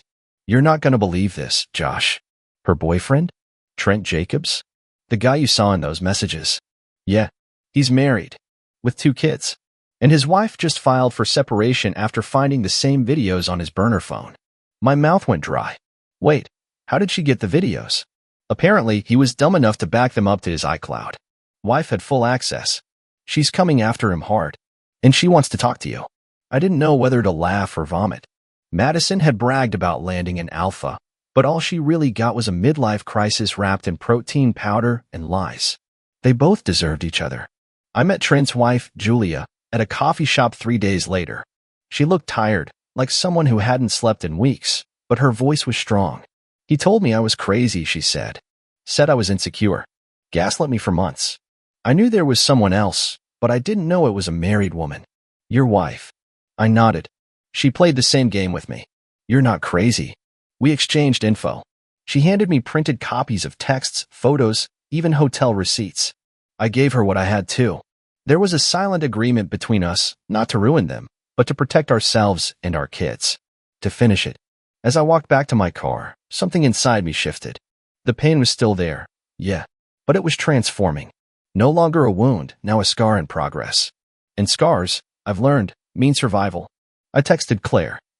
"Can't wait to see you this weekend. Daddy loves you more than anything." Because in the middle of the wreckage, I still had one thing Madison couldn't corrupt. My daughter.it was a Tuesday when I finally stood face to face with Madison again. Not in a courtroom. Not through texts. Not in a dream where I imagined saying everything I never had the guts to say. No, this was real. Flesh and blood. And she still wore that smug little look on her face like she held the winning hand. I had arranged a neutral location, a park near our old neighborhood. Claire was with my sister for the evening. Madison arrived 20 minutes late, walking like she owned the damn planet. Tight jeans, sunglasses, phone glued to her hand. She didn't even say hello. "Let's get this over with," she muttered, sliding into the seat across from me. I stared at her for a moment. This was the woman I'd once shared a life with, vacations, holidays, a child, and now she felt like a stranger with my last name. "You lied to me," I said simply. "For months. Maybe years." She rolled her eyes. "Oh, please, don't act like some helpless victim. You cheated on me." And she leaned back, crossing her arms. "We both know our marriage was over a long time ago. You were just too afraid to admit it. I was committed. I stayed. I showed up. You didn't." Her lips curled into something like a smirk. "You showed up physically, sure. Emotionally? You were a ghost. You buried yourself in work, routines, and Claire. I needed more. So you found it in a married gym rat with 2 kids?" Madison shrugged. "Trent made me feel alive. Like a woman. Not just some suburban housewife wiping peanut butter off countertops while you sat on the couch zoning out." Her words were venom-coated. I could feel my jaw clenching, hands tightening into fists on the picnic table. But I didn't raise my voice. I wouldn't give her that satisfaction. "You used Claire as a weapon," I said slowly. "Told her things no child should ever hear. That I'm not a real man. That you found someone better." Madison's face flickered with something guilt. Maybe, but it disappeared as fast as it came. "She asked questions," she said coolly. I answered. "You manipulated her. She deserves the truth." "No," I snapped. "She deserves parents who don't poison her against each other for their own ego trips." There was a pause. Then she laughed. Like a genuine, unbothered laugh. "God, you always made everything so dramatic. This is why I needed Trent. He didn't take life so seriously. Is that why he cheated on his wife too? Because life's a joke to him." Her smile froze. "Yeah, Julia and I talked," I continued. "She gave me everything. Your texts, your hotel bookings, even the photo of you wearing the red dress I bought you in bed with him." Madison blinked. Her composure cracked for a second, but she covered it up quickly, flipping her hair back like none of this mattered. "Congratulations. Want a medal?" "No. I want you to understand something." I leaned in. "You think this is still a game. You think I'm going to crawl back, or beg, or break. I'm not. This isn't a soap opera. It's real life. And you're losing everything." She snorted. "I'm not losing anything. You already have." I stood up. She stayed sitting, arms crossed like a sulking teenager. "For what it's worth," I said, "I really did love you. Even when you didn't deserve it. Even when you stopped trying. But I'm done loving someone who spits on loyalty and calls it liberation." She didn't reply. As I turned and walked away, the wind picked up, carrying the scent of the grass, the distant laughter of kids playing nearby. It felt like closure, even though I knew this wasn't the end yet. Not by a long shot. But something had shifted. She wasn't my wife anymore. She was just a woman I used to know. And now, she was finally powerless. The days that followed that confrontation were strange. There was no screaming match. No begging. No apologies. Just silence. A vacuum of emotion where love used to live. Madison didn't call. Didn't text. Didn't even ask about Claire. And that told me everything I needed to know. I had been married to a selfish shadow, not a wife. Claire, bless her heart, tried to act like everything was normal. She drew me pictures, told me about school, and asked if I'd ever seen a rainbow with 2 ends. I smiled, tucked her in every night, and kissed her forehead like it was the only ritual keeping me from crumbling. But at night, when the lights were off and the house was quiet, it hit me. Hard. Not just the betrayal. The humiliation. Madison hadn't just cheated, she'd mocked me. Replaced me. Compared me. And worst of all, used our daughter as her megaphone. I remember sitting on the couch at 1 a.m., staring at my reflection in the dark TV screen. I looked. Empty. Like someone who'd been robbed of his foundation and was still pretending there was ground beneath him. I thought about everything, the birthdays, the Christmas mornings, the nights when she cried in my arms because she thought she'd failed as a mother. And all of it felt like a movie I'd watched with someone who didn't even exist. It wasn't just a breakup. It was a death. The death of trust. Of identity. Of the man I was when I believed in forever. I didn't want revenge. Not the Hollywood kind. Anyway. No violence. No scorched earth theatrics. I wanted clarity. I wanted to know why. And the problem is, people like Madison never give real answers. Just recycled nonsense and Instagram quotes about self-growth and deserving more. That Friday, I got a call from her sister, Amber. We'd always gotten along. She was the only one from Madison's family who actually seemed to have a soul. I'm sorry, Amber said. I had no idea she was doing all this. It's not your fault, I replied. But thanks. She's changed, Josh. I don't know what happened to her. I almost laughed. She started believing her own fantasy. That she was meant for more. That she was above loyalty. Amber hesitated. She told me she was going to move in with Trent. But I guess that fell apart. It did. His wife kicked him out. Took the kids. And from what I hear, he ghosted Madison after that. Amber sighed. She's not doing great. Good, I thought. But I didn't say it. Instead, I asked, did she ever regret anything? Say anything about Claire? There was a pause. A long one. She said Claire would understand one day, Amber said quietly. She thinks being with Trent was her truth. I felt my stomach turn. Her truth. As if betrayal was some spiritual calling. After we hung up, I poured myself a glass of whiskey and went out to the back porch. The night was cold. Still, I looked up at the stars and realized something. I wasn't angry anymore. I was disgusted. Not just with her, but with the version of myself that tolerated so much for so long. The version that made excuses, accepted crumbs, and believed that love meant staying silent while someone slowly dismantled your soul. No more. Claire deserved better. I deserved better. So I made a list. A real one. On paper. Finalize custody papers. Remove Madison from all joint accounts. Transfer the house deed. Launch my new LLC. Therapy, not for the pain, but for the scars. And most of all, never allow someone to treat me like I'm disposable again. I folded that list, tucked it in my wallet, and went back inside. Madison might have broken the man I was. But the man I was becoming? She wouldn't even recognize him. It was a rainy Wednesday afternoon when I got the email. Not from Madison. Not from her lawyer. From the landlord of the apartment complex where she had moved in after our separation. Subject: urgent, payment default, and tenant conflict. I opened it, expecting a clerical mistake or misdirected notice. But no. It was very much addressed to me. Apparently, Madison had used my name and credit on the lease agreement when she couldn't qualify on her own. The woman torched our marriage and still expected my signature to be her safety net. I called the number in the email. Yeah, the building manager confirmed. She stopped paying rent last month. We've tried contacting her, but she just keeps saying her husband would take care of it. I laughed. I'm not her husband. Not anymore. Well, if this isn't resolved within 10 days, he said, it'll go on your credit, not hers.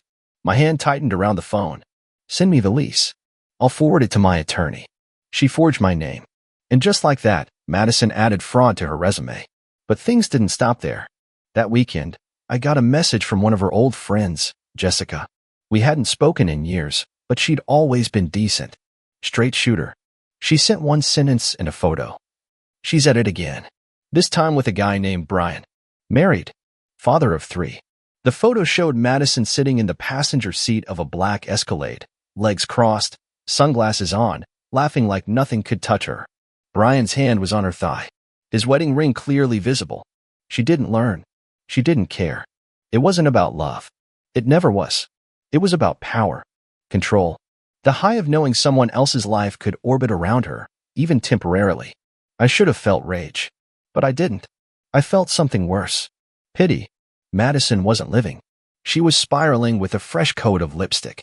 Her alpha had dumped her. Her reputation was rotting. Her daughter didn't want to FaceTime her anymore. Not after the last call where Madison called me weak in front of Claire and Claire just hung up. Even Amber stopped defending her. She sent me a message after seeing Madison's latest stunt. I've tried. I really have. But she's unreachable. You're better off. And yet, through all of this, Madison still hadn't reached out. No apology. No attempt to fix anything. She'd built her castle on lies, and now that it was burning, she'd rather pretend it was fireworks than admit she lit the match. Claire asked me one night, as I brushed her hair, Daddy, why doesn't Mommy come see me anymore? That hit harder than any betrayal ever could. I swallowed the lump in my throat and said, sometimes, grown-ups make choices they don't understand until it's too late. But I will always be here. Always. She hugged me tight. That small, warm grip of a child who just wanted stability. Something Madison never truly gave her. The next day, I filed for full custody. My lawyer, Cole, didn't even blink. She's digging her own grave, he said. This won't be a fight. It'll be paperwork. By the end of the week, I had temporary custody granted by the court. Madison didn't even show up to the hearing, probably too busy chasing her next real man. I started to feel something I hadn't in months. Peace. Not happiness, not yet. But silence. Stillness. No drama. No mind games. No half-truths dressed as confessions. I dropped Claire off at school that Friday, kissed her goodbye, and watched her run into the building with her little backpack bouncing behind her. And for the first time since everything fell apart, I looked up at the sky and didn't feel like it was collapsing. It was clearing. She had lost everything because she chose image over substance. And me? I was finally choosing me. The first Saturday morning without drama felt foreign. No accusations. No secrets being whispered behind locked bathroom doors. No waiting for the garage door to creak open at 2 a.m., wondering whose scent she'd bring home this time. Just me, Claire, and a quiet kitchen filled with the smell of pancakes and orange juice. I was washing dishes when I got a text. Unknown number. You've made your point. You happy now? I didn't reply. 5 minutes later, another. I lost my job. My car's gone. I'm being evicted. This is what you wanted, isn't it? Full custody. The house. Everything. Still, I didn't answer. Because I knew what this was. Madison wasn't apologizing. She wasn't owning her actions. She was deflecting, turning her collapse into my fault. Classic. I turned off my phone and went back to making pancakes with Claire. She was wearing one of my old t-shirts like a dress, flipping batter with a concentration I hadn't seen in weeks. You're doing great, I told her. She beamed. Better than mommy? I paused. You're doing great because you care. She smiled again, and for a moment, that was enough. Later that night, after Claire fell asleep during a movie, I turned my phone back on. 10 messages. All from Madison. The last one was a voice note. I played it once, through headphones. Her voice was slurred, crying or drunk, maybe both. You ruined me, Josh. You really did. All because I wanted something different. Was that so wrong? You could have just let me go and left it alone. But no, you had to win. Win? That's how she saw it. Like this was some competition, and not the shrapnel of a life she blew apart. I deleted the messages. Blocked the number. She'd finally hit rock bottom, and still couldn't admit she jumped, head first. The next week brought another shift. Cold called. Her lawyer finally reached out. They want to discuss terms. She wants to negotiate? I asked. No, he said with a laugh. She wants to bargain. Said she'll sign over full custody if we don't pursue fraud charges on the lease. Also wants visitation whenever she's back on her feet. I leaned back in my chair. What do you recommend? Take it, he said. Claire's better off with you. We both know that. Let her drift into the background like she's been doing anyway. So I signed the agreement. Full custody, no child support, zero obligations. Madison was legally our daughter's mother, but no longer anything resembling a parent. She signed the next day. Amber texted me later that evening.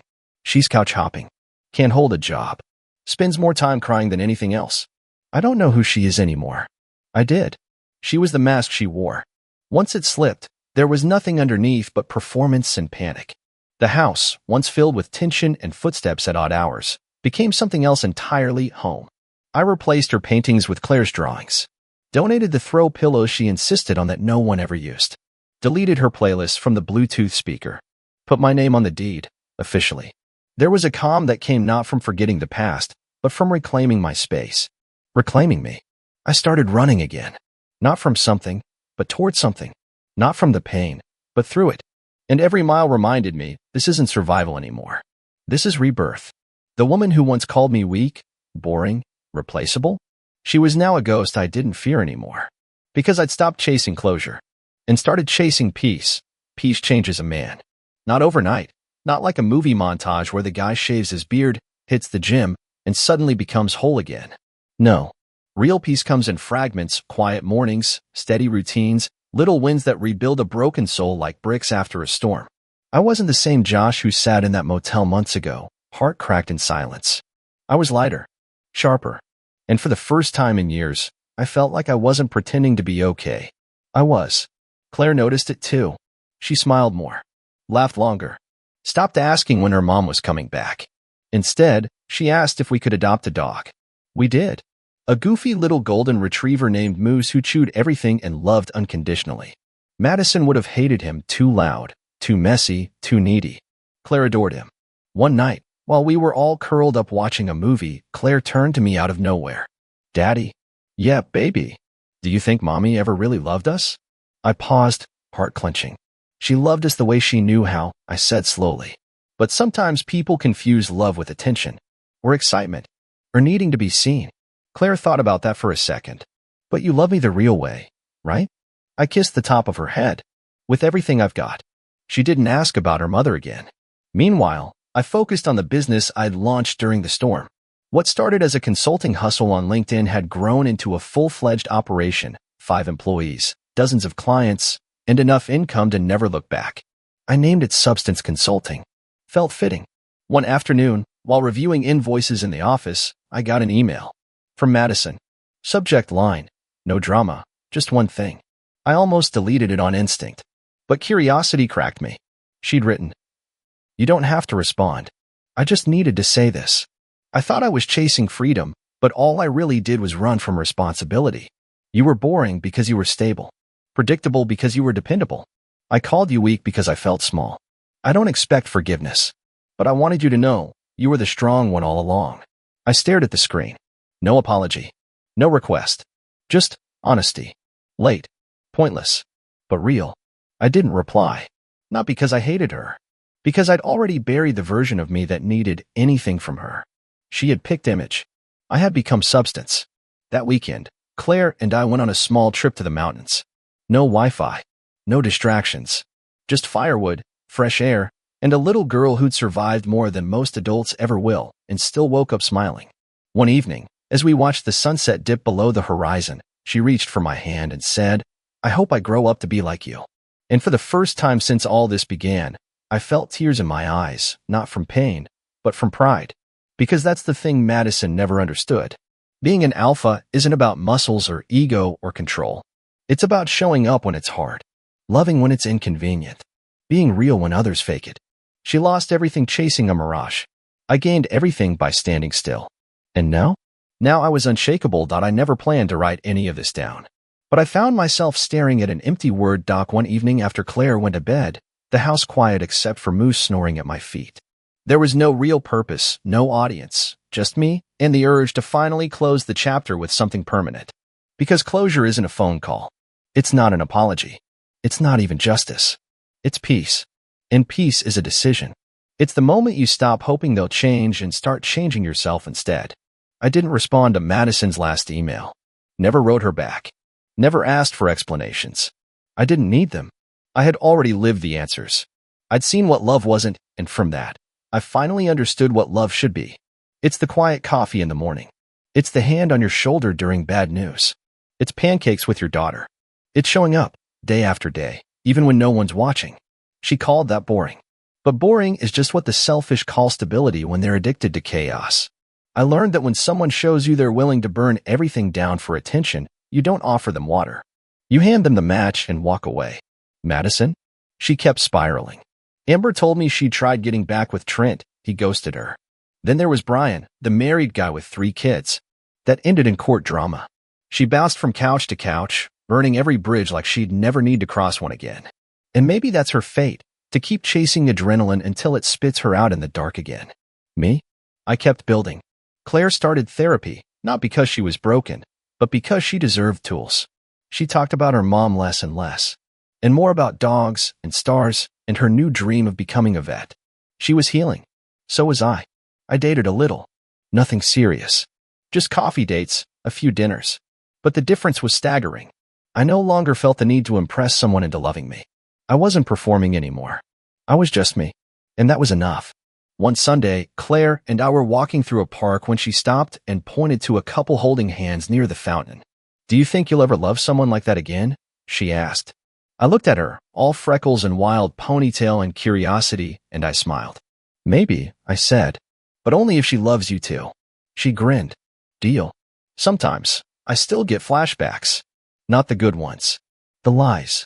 The look in Madison's eyes when she shrugged off her betrayal like it was casual. Like it didn't matter. Like I didn't matter. But they pass. Because I survived the worst thing she ever did to me, and I came out stronger, sharper, and more present than I ever was with her. This story, my story, isn't about revenge. It's about resurrection. She tried to bury me in doubt and blame and manipulation, but she forgot that some men don't stay down. Some men rise. So if you're reading this, and you've been cheated on, gaslit, replaced, made to feel like you were never enough, hear me. You were enough. You always were. You just loved the wrong person too long.